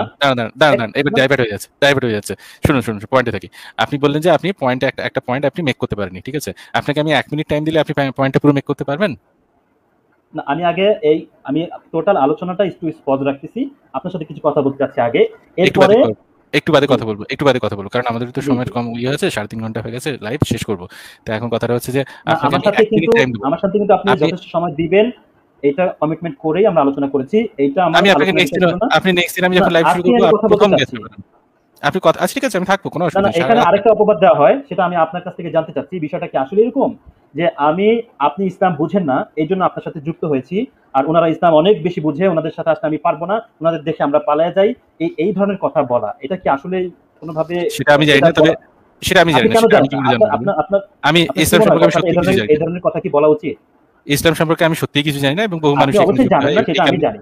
এখানে বহু মানুষ এখানে এই কারণে যুক্ত হন যে আমি ইসলাম সম্পর্কে জানি না বলে। আমি এটা ভালো করে জানি, আপনি আমার একজন নাস্তিকদের মধ্যে একজন পছন্দের মানুষ, আপনাকে আমি ভালো করে জানি যে আপনি ইসলাম সম্বন্ধে কতটুকু জানেন। কিন্তু তার মানে এই না যে যেহেতু আপনি ইসলাম জানেন না সেই জন্য আপনার সাথে কথা বলতে এসেছি, কারণ আপনি পারবেন না। এটার মানে কি সেটা আপনি বললেন, মানে কি এটা দাঁড়ায় কিনা? এখানে আপনার একটা কমেন্ট চাচ্ছি। না আমি জানি না, সেটা অনেকে আপনার ইয়ে তো মানে আপনার এক্ষেত্রে আপনি পার্সিয়ালিটি করছেন। যাই হোক, আপনি জানেন না বলছেন, আমি তাহলে আর জোর করতে পারি জানি না, সেটা আমি সত্যি আমি জানি না যে আপনি এখানে কি মানে কি উদ্দেশ্য, সেটা আমি সত্যি জানি না। এরকম করে হলফ করে সত্যি বলা যায় না, সেটা আমি বললাম তো। ঠিক আছে, দ্বিতীয় বিষয়টা হচ্ছে আপনি আমাকে বারবার মিউট করছেন। হ্যাঁ, আপনি আমাকে বারবার মিউট করছেন। হ্যাঁ, যেই কারণে আমাকে মিউট করছেন, সেই কারণগুলো কি তারাও করেছিল? না, সেটা করেনি। না, ঠিক আছে, এই বিষয়টা আমি দর্শকদের উপরে ছেড়ে দিচ্ছি। ঠিক আছে, ওকে। তাহলে এখন আমাকে বলেন, আমরা যেহেতু আলোচনাটা আমি একদম হোল নাইট থাকতে চাই, সমস্যা নাই, আমার কাছে যথেষ্ট টাইম আছে। যদি আপনাদের টাইম লিমিটেড হয় আমি হয়তো তাহলে পারবো না সেটা। কিন্তু আমি যেটা বলতে চাচ্ছি, আলোচনা যদি শৃঙ্খলা না থাকে, সেখানে আলোচনা করার থেকে পজ দেওয়াই ভালো। শৃঙ্খলা থেকে আলোচনাটা অনেস্ট হওয়া উচিত। আলোচনাটা শৃঙ্খলা হলেও কোনো কিছু হবে না। আপনি 5 মিনিট কথা বলেন, আমি 5 মিনিট কথা বললাম, এটাতে কোনো লাভ হবে না যদি আমি এক রাস্তা দিয়ে হাঁটি, আপনি অন্য রাস্তা দিয়ে হাঁটেন। আলোচনাটা অনেস্ট ফুলফুল হবে তখন। শুনুন ভাই, আলোচনাটা ফুলফুল হবে তখন যখন আলোচনাটা অনেস্ট হবে। আপনার সাথে আলোচনাটা অনেক ক্ষেত্রেই অনেস্ট হচ্ছে না, আপনি একটা দাবি করতেছেন, 2 মিনিট পর যখন দাবিটা নিয়ে ধরা হচ্ছে তখন আপনি বলতেছেন আমি ওটা নিয়ে কথা বলতেছি। আচ্ছা, এখানে দেউলিয়ান ছোট হুজুর আছে, তাহলে আমি অফ হয়ে যাবো। আচ্ছা, দেউলিয়া এবং ছোট হুজুর ভাই আসছে, ওনাদের কাছ থেকে একটু ঘুরে আসেন। অমিত ভাই ওনাদের থেকে একটু ছোট করে ঘুরে আসেন। আপনি আমাকে বলেছিলেন শুরুতেই, মিস্টার আসিফ, একটু অপেক্ষা করেন, ওনাদের কাছ থেকে ঘুরে এসে আবার আপনার সাথে কথা বলবে তো ভাই, বলবে তো। আমি চুপ করে যাব। আপনি বলবেন সারা রাত আছেন, আপনি থাকেন না, সমস্যা কোথায়? থাকেন একটু। কথাটা বলেই আমি মিউটে চলে যাব, নিজে থেকেই মিউটে চলে যাব। মিস্টার আসিফ, আপনি শুরুতেই বলেছেন যেন আপনার এই পয়েন্টে কথা বলার পরে অবশ্যই মিস্টার আমির যেন আমাকে যথেষ্ট সময়। না, আমি অনুরোধ করেছি, অমিত ভাইকে অনুরোধ করেছি ভাই, আমি অমিত ভাইকে অনুরোধ করেছি। একটা মানুষকে যখন একটা অনুরোধ, ভাই কথা শুনে নেন, আমি অমিত ভাইকে অনুরোধ করেছি। এখন অমিত ভাইয়ের যদি কালকে সকালে একটা কাজ থাকে বা কিছু একটা থাকে, তাহলে উনি বলবেন যে ভাই অনুরোধটা রক্ষা করতে পারছি না। আমি তো অমিত ভাইকে নির্দেশ দিতে পারি না যে এটা আপনার করতেই হবে। যদি ওনার যদি সেরকমই হয়, তাহলে উনি বলে দিবেন যে আজকে এই পর্যন্ত থাক, কালকে এসে আপনাকে শুরুতে যুক্ত করবো বা পরশুদিন এসে আপনাকে শুরুতে যুক্ত করবো, এটা উনি বুঝবেন। আমি শুধু আমার পক্ষ থেকে একটা অনুরোধ জানাতে পারি, কিন্তু আমি তো ওনাকে বাধ্য করতে পারি না কোনো কাজে। ঠিক আছে, এগ্রি। আচ্ছা, আপনি আপনার কার কাছ থেকে ঘুরে আসতে চাচ্ছেন? যেহেতু এটা আপনাদের platform, you have a right to. আমি মিউট আচ্ছা, হয়ে গেলাম, আপনি আমরা লাইভ বলেন। শেষ করব। তাহলে আমরা তাহলে মিস্টার আশা আমির, হ্যাঁ আপনি বলুন। যেহেতু লাইভটা শেষ করবেন বললেন, তো আমরা হুম। আলোচনাটাকে কোন পর্যায়ে রেখে শেষ করছি এটা আমাকে হুম। একটু কনক্লুশন করতে যেন দেওয়া হয়। না এটা আমি নিশ্চয়ই আপনাকে আমরা এটা নিয়ে জি, কনক্লুড করব। আসিফ ভাই, ফারাজ ভাই, জি। ফারাজ ভাই একটুখানি থাকুন। আমরা একটুখানি দেউলিয়া ভাই আর ছোট হুজুর ভাইয়ের কাছে যাই। তা ছোট হুজুর আগে এসেছিলেন, ছোট হুজুরের কাছে একটুখানি কথাটা শুনি। ছোট হুজুর প্লিজ। হ্যাঁ, ধন্যবাদ আমির দা যুক্ত করার জন্য। ওই যে আসিফ ভাই যে হাদিসটা দেখাচ্ছিল না, ওইটা তো আমার খুব প্রিয় একটা হাদিস, বুঝছেন? নবীর তো সুন্নত ওইটা। ওই হাদিসটা আসিফ ভাইকে আর একবার একটু দেখাবেন, ওইটা নিয়েই তো কথা হচ্ছিল, নবীর চরিত্র নিয়ে আপনারা কলঙ্কিত করছিলেন আর কি। আসিফ ভাই প্লিজ। আসিফ ভাই আছে? দিয়েছি ভাই, হ্যাঁ আচ্ছা কিন্তু আচ্ছা ভাই আচ্ছা। এটা ভাই দিয়েছি। এইটার একটা ইংরেজি ভার্সন আছে না আসিফ ভাই? এটার অবশ্যই ইংরেজি? অবশ্যই আছে, অবশ্যই আছে। আমি তাহলে ইংরেজি ভার্সনটা দেখাচ্ছি, এক আচ্ছা সেকেন্ড। আচ্ছা। ফারাজ ভাই আছে তো, উনি তো আবার ইংরেজি ভালো পারেন, এই জন্য ইংরেজিটা একটু ফারাজ ভাই যদি পড়েন। আমি দিচ্ছি, ইংরেজিটাও দিচ্ছি আমি, কোনো সমস্যা নাই। আমরা ইংরেজিটা পড়বো আজকে, ইংরেজি একটু শিখবো। এই যে, দিয়েছি ভাই।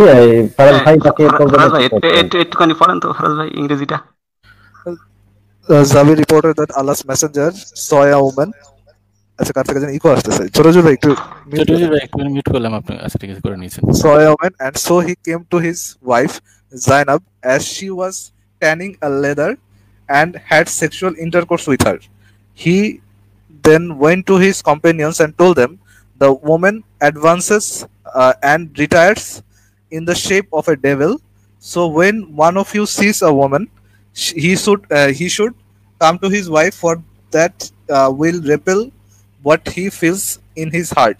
সরি ভাই, ইয়ে থেকে পড়তেছি তো, মোবাইল থেকে পড়তেছি তো, ঠিকমতো দেখা যাচ্ছে না, ছোট হয়ে আছে। ঠিক আছে ঠিক আছে। আচ্ছা, এই ফারাজ ভাই তাই দিয়ে ওই যে ইফ ইউ, ওই যে কি যেন ইফ ইউ, এইটা কি তাহলে কন্ডিশনাল আচ্ছা সেন্টেন্স না? দেখেন তো, বলছে কি যে when one of you sees এই ওম্যান, এটা কন্ডিশনাল হ্যাঁ বলছে যে সেন্টেন্স না? হ্যাঁ বলছে when hmm, one of you sees a woman he hmm, should come to এইটুকু his এইটুকু wife. এইটুকু হ্যাঁ আমি এইটুখানি। তার মানে হ্যাঁ এই ঘটনাটা যদি ঘটে, তার মানে পরবর্তীতে কি স্টেপটা নিতে হবে, এটা কিন্তু মানে নবীর একটা নির্দেশ আর কি, তাই হ্যাঁ না? সেখানে বলছেন যে he should come to his wife. হ্যাঁ হ্যাঁ, যেমন মনে করেন যে যদি বৃষ্টি হয় আমরা ছাতা নিয়ে যাবো, তাই না? বৃষ্টি হওয়ার সাথে ছাতা নিয়ে যাওয়ার সম্পর্ক। তার মানে এই যে মনে করেন কোনো নারীকে যদি দেখেন, দেখলে কিন্তু এই যে ছুটি চলে আসতে হবে। এখন কথা হচ্ছে কি, এই যে মনে করেন যে আমার একজন মামুনুল হক মনে করেন যে প্লেনে যাচ্ছে, এখন প্লেনে যে বিমানবালা দেখি ওনার এই যে অবস্থা, মনে করেন যে হয়ে গেল, তখন কিন্তু প্লেন থেকে ঝাঁপ দিবেন, কারণ নবীর সুন্নত তো পালন করতে হবে আর কি, নাকি? এটা মানে প্রশ্ন ছিল আসিফ ভাইয়ের কাছে। বিপদ বিপদ ভাই, বিপদ। এখন নবীর এখানকার সুন্নত আরেকবার ভাই, বলুন তো সরোজুল ভাই, আপনি যেটা লাস্ট বললেন আরেকবার একটু বলেন। মনে করেন যে মামুনুল হক প্লেনে যাচ্ছে, এখন যাওয়ার সময় তো বিমানবালা থাকে, বিমানবালারা তো বেশ সাজগোজ করে থাকে। এখন নারী তো মনে করেন শয়তানের বেশি আসে, যদি আচ্ছা, ফেরেস্তার বেশি আসতো তাইলে কিন্তু আরো বিপদ হতো, বুঝছেন? এখন শয়তানের বেশি আসছে, তাই মনে করেন এই একটা অবস্থা। আর যদি ফেরেস্তার বেশি আসতো তাহলে কি একটা অবস্থা। তখন মামুনুল হককে প্লেন থেকে নাম দিবে না, লাভ দিবেন না, বলেন এই প্লেন থামাও, আমি একটু বাড়ি যাই, আমি একটু প্রয়োজনটা পূরণ করে আসি, এইরকম কিছু না। এটা তো নবীর সুন্নত। এই বিষয়ে ছোট হুজুর ভাই, এই বিষয়ে বিয়ে আরেকটা, করতে হবে তার। না, এই বিষয়ে আরেকটা আছে, আরেকটা যে হাদিসটা দেখালাম, মুতাবিবাহের যে হাদিসটা দেখালাম, এটাকে সুন্নাত বলা হয়েছে, মুতাবিবাহটা সুন্নাত বলা হয়েছে, আহমদ ইবনে হাম্বলের হাদিস। এটা দেখিয়ে ফেলেছি। যদিও এখন অনেকে বলে যে মুতাবিবাহ নাকি হারাম হয়ে গেছে, সেটা নিয়ে আমরা আলোচনা করতে পারি, কিন্তু নবী এটা করেছিলেন, নবীর যুগে নবী এটা করেছিলেন, এই বিষয়টা নিশ্চিত, এই বিষয়ে কোনো সন্দেহ নাই। হাদিসের মানটাকে সহি আসবে, এটা আপনি বানান নি তো এই হাদিসটা নাকি?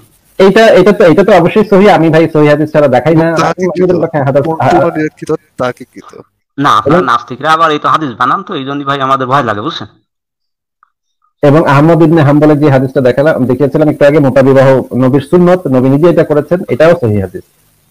না, আরেকটা হাদিস কিন্তু আসিফ ভাই আছে, মানে আমার ওই নবী সুন্দরী মেয়েদের গল্প শুনতে কিন্তু তাদের বাড়ি ছুটি চলে যেতেন, এই মানে তার সাবি টাবি নিয়ে এরকম বিষয়ে একটা হাদিস আছে।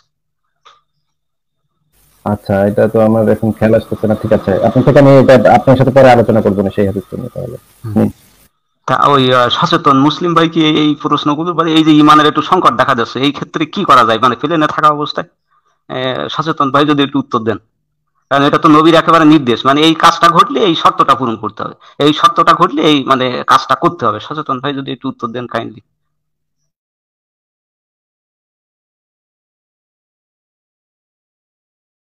সচেতন ভাই আনমিউট করে কথা বলতে হবে। আমি ওনার সাথে কথা বলতে ইন্টারেস্টেড না। আমি ঠিক আছে, সেটা অবশ্যই পয়েন্টটা যদি কথা বলতে আলোচনার যদি ধারাবাহিকতা আমার সাথে করছেন, তাহলে আমি আগের পয়েন্টে যেতে পারি। আচ্ছা ঠিক আছে, সেটা আপনার ব্যাপার, আপনি উত্তর দিতে চাইছেন কি চাইছেন না সেটা সম্পূর্ণ আপনার ব্যাপার। ঠিক আছে, আমি আপনাকে বাধ্য করে মানে উত্তর দিতে চাইতেছি না এরকম না, আমি ওনার সাথে এই ব্যক্তির সাথে কথা বলতে ইচ্ছুক না সেটা জানাচ্ছি। আচ্ছা, এটা তো অপমানজনক কথা হলো অমিত ভাই। আমি না, একজন এটা আমাদের আমার একজন পার্সোনাল অতিথির সাথে ওপিনিয়ন, আমি ওনার সাথে কথা বলতে ইচ্ছুক না, এটা আমার পার্সোনাল ওপিনিয়ন। জি, তাহলে তো আমরাও কি আপনার সাথে কথা বলতে ইচ্ছুক না ভাই? না, আমি ভেবেছিলাম আপনি এটা প্রশ্নের আপনি উত্তর দিচ্ছেন না। আপনি গেস্টদেরকে অপমান করতে পারেন না তো ভাই, আপনি আপনি আমাদের একজন সম্মানিত না, আমি- গেস্টকে ইয়া করে কটাক্ষ করে তাকে অপমান করে এক আমি ধরনের কথা তার বলতেছেন। সাথে কথা বলবো না, আমি জাস্ট ইচ্ছুক না সেটা জানিয়েছি, এটাতেও কি আপনার অপমান হন? না, তাহলে তো আমরা কেউ এখন আপনার সাথে কথা বলতে আর ইচ্ছুক না। You have a right to. Amit ভাই, আপনার কি ইচ্ছা আছে ওনার সাথে কথা বলার? না ঠিক আছে, আজকের মতো তাহলে শয়তান মুসলিম ভাইয়ের কাছ থেকে বিদায় নিলাম। তাহলে কি আমাকে পরে- কনক্লুশন আনসার দিতে দেওয়া হবে নাকি? না, আপনার এই কথাটা শুনতে আমি ইচ্ছুক না ভাই। ওনাকে তাহলে এখন উনি যদি এই কথাটা উইথড্র না করেন, উনি যদি এই কথাটা উইথড্র করেন যে এই কথাটা, এই অপমানজনক কথাটা, আমি আমার নিজে থেকে চলে যাব। অমিত ভাই, আমাদের কোনো একজন গেস্টকে আমি উনি আমার এইভাবে নিজে থেকে অপমান চলে করে যাবো। কথা অমিত বলতে ভাই- পারেন না। ঠিক আছে, অসুবিধা নেই, ঠিক আছে। এই কাজগুলো করার কি দরকার যে আমি এই ব্যক্তির সাথে কথা বলতে ইন্টারেস্টেড না? না, আমি একটা জিনিস, আমি এটার জন্য আমি ক্ষমা বলতে পারতাম যে ভাই প্রার্থী। আমি এটা এনসাইতে চাচ্ছি না, বা এই আলোচনা না, আমি করতে চাচ্ছি না, এটা বলতে পারতাম। আমি ছোট ছোট ভাইয়ের কাছ থেকে আমি এর একটা জন্য ট্র্যাকে আছি, ট্র্যাকটা শেষ করার পর আমি অন্য এসে যাবো। না না না, অমিত দাও অসুবিধা নেই, মানে না, আমি আপনার কাছে ক্ষমা প্রার্থী, তার কারণ আমি প্রথমে ভেবেছিলাম যে উনি বলতে চাইছেন যে এই প্রশ্নের উত্তর দিতে উনি প্রশ্নের উত্তর দিতে উনি ইচ্ছুক না। সেক্ষেত্রে আমার ঠিক ছিল, কিছু অসুবিধা ছিল না। প্রশ্নের উত্তর যদি দিতে চান বা না চান, আর কিছু অসুবিধা ছিল না। কিন্তু আমি এটা খেয়াল করিনি যে উনি বলতে চাইছেন যে আপনার সাথে কথা বলতে ইচ্ছুক না, সেটা আমি অমিত ভাই, আমাদের সাথে যারা লাইভ করেন, লাইভে অতিথি হিসেবে আসেন, ওনাদের লাইভে আমরা অতিথি হিসেবে যাই, ওনারা আমাদের সহযোদ্ধা, ওনাদের সম্পর্কে যদি কেউ এসে এই ধরনের অপমানজনক কথা বলে তাহলে কিন্তু এটা কিন্তু আমি সহ্য করব না। হ্যাঁ আসিফ ভাই, আমিও এর জন্য আমি ক্ষমা প্রার্থী ওনার কাছে, ছোট হুজুরের কাছে আমি ক্ষমা প্রার্থী। আমার না অমিত দা, মানে এইগুলা তো মনে করেন আমরা শুনে শুনে অভ্যস্ত, বুঝছেন? এইরকম করবেন না। ছোট হুজুর ভাই, আপনি মানে এটাকে লাইটলি নিতে পারেন, কিন্তু আমি নিব না, সরি। হ্যাঁ নিশ্চয়ই আসিফ ভাই, ঠিক কথা বলেছেন, সেটা লাইটলি ছোট হুজুর ভাই নিতে পারেন, কিন্তু সত্যি এটা আমার ভুল হয়েছে। আমি আসলে আগাগোড়ায় এসে একটু ভাবে কথা বলতেছিলাম যে উনি কোন এমন ইয়া হয়ে গেছেন, উনি এমন কোন স্কলার হয়ে গেছেন যাদের সাথে, মানে বিশাল বড় জ্ঞানী স্কলার হয়ে গেছেন। ভাই শুনেন, আপনারা হইতে পারে ইসলাম অমিত ভাইয়ের থেকে আমার থেকে বহু ভালো জানেন, হইতেই পারে, খুব স্বাভাবিক বিষয়। কিন্তু চিন্তা করেন, আপনারা কিন্তু একটা প্রিমিটিভ আইডিওলজি ডিফেন্ড করতেছেন, খুবই প্রিমিটিভ আইডিওলজি ডিফেন্ড করতেছেন। যে প্রিমিটিভ আইডিওলজিকে উড়াই দিতে আপনার থেকে যদি আমি 10%, আপনি যতদূর জানেন তার 10% ইসলাম আমি জানি, সেটাকে উড়াই দিতে খুব বেশি কষ্টকর কোনো কিছু না। আপনাকে কিন্তু অনেকভাবেই ধরা হয়েছে, আপনি অনেকভাবেই ছটফট করছেন এবং কন্ট্রাডিক্টরি কথা বলছেন। আমি কিন্তু চাইলে এখানে ধরতে পারতাম, আপনাকে আরো শক্ত করে ধরতে পারতাম, কিন্তু যেহেতু আপনি পার্সোনাল হচ্ছিলেন না, এই জন্য কিন্তু আমিও পার্সোনাল হচ্ছিলাম না। আমি কিন্তু পার্সোনাল না, আপনাকে এরকম টাইট করে ধরতেছিলাম না। আপনি যদি চান আমাকে একটা মেসেজ পাঠায় রাখেন যে আপনি কোথায় কোন ধরনের কন্ট্রাডিক্টরি কথা বলছেন, সেটা আমি দেখাই দিতে পারবো। আমি তো এতটুকু বলছিলাম। অবশ্যই, ঠিক আছে, আমরা দেউলিয়া ভাইয়ের কাছে একটুখানি শুনি তাহলে। দেউলিয়া ভাই অনেকক্ষণ থেকে এসেছেন, ওনার সাথে কথাই বলা হয়নি। তারপরে আজকে আমরা লাইভটা শেষ করবো, আজকে কাউকে যুক্ত করবো না। হ্যাঁ দেউলি ভাই প্লিজ। উনি তো চলে গেল, আচ্ছা ঠিক আছে, কিন্তু ওইটা কি জানো, আসিফ ভাই একটা কথা বললো যে মুতাবিয়ার কথা, কিন্তু ওইটা মুতাবিয়ার ওইটার কথা শুনে আমার হঠাৎ একটা কথা মনে পড়লো। সেটা হচ্ছে যে কোরআনে কিন্তু একটা আয়াত আছে যে আমি কোনো আয়াত রহিত করলে সেই সমমান অথবা তার অপেক্ষা মানে তার থেকে উত্তম আয়াত হচ্ছে আমি দেই। আরেকটা আয়াত আছে যে কোনো আয়াত ভুলিয়ে দিই। দেখুন মুতাবিয়ার ওইটা কিন্তু ভুলেও যায়নি, ওই একটা 24 নম্বর একটা, আবার কিন্তু তার সমমানের আয়াতও নাই, আবার তার থেকে ভালো কোনো আয়াতও নাই। তাহলে আসিফ ভাই এটা একটা কেমন হয়ে গেল না? অবশ্যই 100%। ওইখানে ইস্তিনতাতুম শব্দটা আছে, যেটার অর্থ হচ্ছে ভোগ বিলাসের বিয়ে, ভোগ বিলাসের মানে আনন্দ উপভোগের, ভোগ বিলাসের। আচ্ছা আসিফ ভাই, মানে কোরআনের আয়াত হাদিস দ্বারা কিভাবে রহিত হয় আমি জিনিসটা আসলে বুঝি না। ভাই এখানে কথা হচ্ছে যে আমাদের কাছে কোরআনের আয়াত এবং হাদিসের মধ্যে তো কোনো পার্থক্য থাকার কথা না, কারণ দুইটাই তো মুহাম্মদের বাণী। আমরা যারা মুহাম্মদকে ইসলামিক থিওলজি অনুযায়ী আমরা তো একটাকেও মানে দুইটাই তো বাহতাবাজি ছাড়া কোনো কিছু না। মানে ইসলামিক কনটেক্সটে কোরআনের আয়াত হাদিস দ্বারা কিভাবে রহিত হয়? ইসলামে মুহাম্মদকে সেই অথরিটি দেওয়া হয়েছে, কোরআনে সেই জিনিসটা উল্লেখ আছে যে মুহাম্মদকে এই অথরিটি দেওয়া হয়েছে। আল্লাহ যেটা বলেছেন সেটার থেকেও সে পরিবর্তন মার্জন করতে পারে, কোরআনে এইটা বলা আছে। কোরআনে তো এটাও বলা আছে যে নবী মুহাম্মদ যদি নিজের মতো কথা টুইস্ট করে তাহলে তার হাত কেটে আবার দিয়ে দেওয়া হবে, মানে গলার রক কেটে দেওয়া হবে, এওটা কেটে দেওয়া হবে। ওটা ব্যাখ্যা দেয় হচ্ছে এরকম করে যে মানে ওটাতে আল্লাহর অনুমোদন নিয়েই হচ্ছে মুহাম্মদ এটা করছে, এরকম একটা ব্যাখ্যা দেয়। ওইটার জন্মস্থান কোথায় ফারাজ ভাই? আপনার দেখতে হবে যে ওই আয়াতটার জন্মস্থান কিন্তু মক্কায় বোধহয়, তাই না আসিফ ভাই? কোনটা ভাই? ওই ওই যে যদি মানে তুমি আমার মানে আমার অনুমতি ছাড়া যদি কিছু লেখো, ওই যে আয়াতটা, ওইটা জন্মস্থান মক্কায় না, তাহলে আমি তোমার ওই যে রক কেটে দিব। খুব খুব সম্ভবত মক্কায়, খুব হ্যাঁ সম্ভবত মক্কায়, এই মুহূর্তে মনে পড়তেছে না, খুব সম্ভবত মক্কায়। তো ওই মক্কা মক্কার যে আয়াতের জন্মস্থান, ওইখানে তো মানে ওই যে কোরআনের একটা মানে আল্লাহর একটা স্বীকৃতি নেওয়ার জন্য, তো এই জন্য ওই যে যখন ওই যে অবিশ্বাসীরা প্রশ্ন করতো আর কি যে এটা তোমার লেখা, তখন ওই যে ওই সাপ্লিমেন্ট দেওয়ার জন্য ওই কথাটা, ওই যে ওই আয়াতটা তখন ওই জন্ম হলো ওইখানে আর কি, বুঝতে পারছেন? আর পরে যে পরে যে কথাটা বললেন না, এইটা নবী যখন আপনার সর্বশক্তিমান হয়ে গেল, মানে আল্লাহর মতো যখন এই যে মদিনায় এসে সর্বশক্তিমান হয়ে গেল, তখন উনি ওই যে মানে জিহাদ টিহাদ নিয়ে তো বেশি ব্যস্ত থাকতেন, বুঝছেন? তখন আর ওই যে কোন আয়াত আমি ওই যে তৈরি করলাম, আর এই যে পরে যে আমার কোন আয়াত তৈরি করতে হবে, এইটার ভাই অত আর ছিল না। গনিমতের মাল টাল সব দিয়ে ভাগাভাগি করতে যে ভোগ বিলাস করতে যে ভাই, ওইখানে একটু ভুলে গেছে, মনে করেন যে আল্লাহ তো মানুষ। হ্যাঁ, না না, নবী যে মাঝে মাঝে আয়াত ভুলে যেতেন, সেটা হাদিসেই আছে, নবী আয়াত মাঝে মাঝে ভুলে যেতেন। কোন আয়াত সে কি বলছে, কি কাফের মতো কথাটা বলছে, আল্লাহ তো মানুষ ভুলে গেছে। কিসের আপনি হাদিসও দেখবেন যে আসিফ ভাই, যে বেশিরভাগ হাদিস দেখবেন যে মদিনাকালীন ওই যখন যে চতুর্থ যেটা বললো তখন আল্লাহর মধ্যে সর্বশক্তিমান হয়ে যায়, বেশিরভাগ দেখবেন 80% হাদিসই দেখবেন যে ওই টাইমে।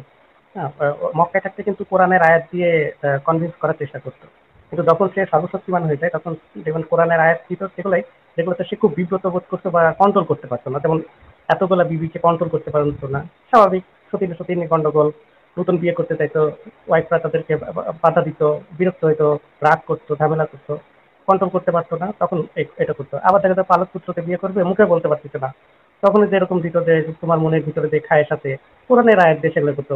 সাহাবীরা বসে থাকতো, মুখে বলতে পারতো না, আল্লাহর নামে চালাইতো, তখন এগুলো করতো। তাছাড়া এমনি যেগুলো অর্ডার দিত সেগুলো হচ্ছে বেশিরভাগই দিত হচ্ছে যখন হাদিসগুলো একটু বেশি মদিনাতে। হ্যাঁ অমিত ভাই, আসিফ ভাই আজকে তাহলে লাইভটা শেষ করি নাকি? আজকে অনেকক্ষণ হয়ে গেছে, 4.5 ঘন্টা হয়ে গেছে প্রায় লাইভ। হ্যাঁ আসিফ ভাই, লাস্টে একটা কথা বলতাম, সেটা হচ্ছে আচ্ছা দেখলাম যে আপনি বেশ মানে তাদের এই যে মুমিনটা আসছিল তাকে অতটা কঠোরভাবে আপনি ধরেননি, অথচ 50 নম্বর আয়াতটা কিন্তু এখানে আয়েশার একটা হাদিস আছে, এবং ওখানে কিন্তু মেয়েরা এসে বলতো যে তখন ক্ষমতায় অনেক মেয়েরাই চলে আসতো যে তাকে সমর্থন করতো। ক্ষমতায় থাকলে, যেমন এরশাদ যখন ক্ষমতায় ছিল কত মহিলা তার পিছে পিছে ঘুরঘুর করতো, প্রেসিডেন্ট যখন ছিল। তো ক্ষমতায় থাকলে এটা তো অনেকেই ঘুরঘুর করে বা তার কাছে ঘেঁষতে চায়। তো ওই আয়াতটা কিন্তু ওইরকম ছিল। তো ওইটা আরো কিন্তু আরো আরো দেখাতাম ভাই, আরো একটু থাকতে আরো দেখাতাম। আয়েশা যে মৃত্যুর সময় একটা হাদিস আছে যে আয়েশা বলতেছিল যে আমি যদি মারা যাই তাহলে তার পরদিন আপনি আরেক বিবির ঘরে তুলবেন, এটা হ্যাঁ আমি হ্যাঁ, জানি। এরকম একটা হাদিস আছে। হ্যাঁ, তারপরে হচ্ছে 52 নম্বর আয়াতটা যে বলতেছিল যে এটা হচ্ছে যারা সমর্থন করবে, এটা ভোগাস কথা। যে ফারাজ ভাই যেটা বললো যে হাফসা না সাফিয়াকে তো উনি চুজ করে নিয়েছিল, ওটা অন্য একটা সাহাবীর কাছ থেকে সে পছন্দ করে তার কাছ থেকে নিয়ে নিয়েছিল, পাল্টা কিছু মানে অদল বদল করছিল এই আর কি।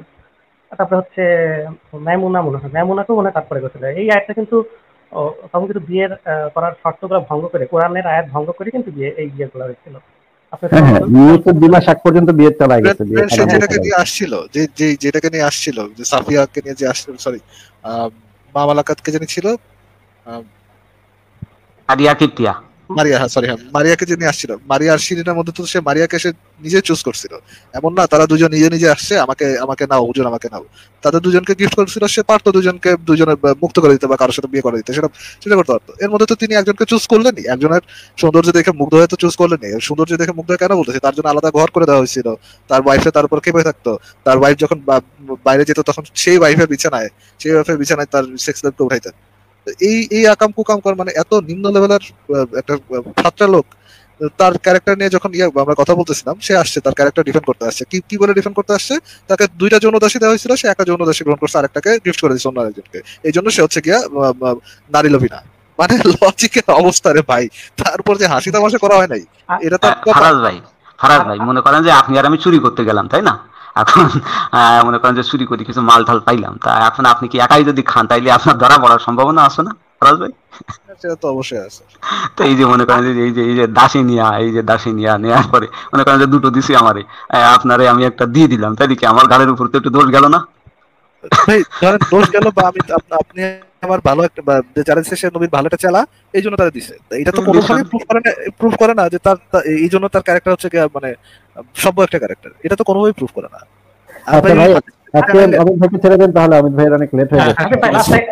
এক মিনিট, একটা কথা বলতাম শুধু, সেটা হচ্ছে যে ওই যে হাদিসটা দেখলেন যে নবী একটা মেয়ে দেখে এরকম হয়েছে, তো কিন্তু একটা মেয়েকে আসিফ ভাই হঠাৎ করে এক নিয়ম তো কি যে দেখবে চোখ নামাই নিবে বা চোখ সরানি, এরকম যদি হয় তাহলে কিন্তু ওরকম হওয়ার কথা না। একটা যদি তার অঙ্গ প্রত্যঙ্গ থেকে ভালো মতো তাকায়, সেটা নিয়ে যদি অনেক ভাবে, একদম তাকায় থাকে, অনেক কিছু ভাবে, তাহলে এরকম হইলেও হতে পারে।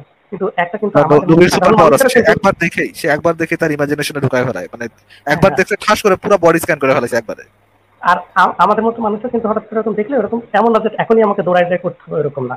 হ্যাঁ, বা একবার দেখলে ওরকম কোনো কিছু হয় না, বা একবার দেখলেই দৌড়ায় যেতে হবে এমন কিছু হয় না। তার মানে এতগুলো তার বিবি দাসী থাকার পরেও, তার মানে নিয়মিত সেক্সুয়াল ইন্টারকোর্স হইতো, তারপরেও এমন যদি হয়তো তার কোনো বিবি নাই, অবিবাহিত, তাহলে না হয় একটা যুক্তি বা মানার। সবচেয়ে বড় খবিশের মতো কথা হচ্ছে, যে সকল পুরুষের রাস্তায় না দেখলেই ইয়া হয়ে যায় না, হ্যাঁ, হ্যাঁ, তাদের মধ্যে যৌন কামনা আসে না, ওইখানে তাদের তারা ভাই, sexual সমস্যা আছে। হ্যাঁ, আর ওখানে দেখবেন যে ইউ শুড, ওইখানে লেখা আছে কিন্তু ইংরেজি ওই হাদিসটাতে, মানে ওইটা কিন্তু এটা একটা ফটো হয়ে গেছে যে রাস্তায় মেয়ে দেখলে আমাদের দৌড়ায় যেতে হবে এদের কাছে।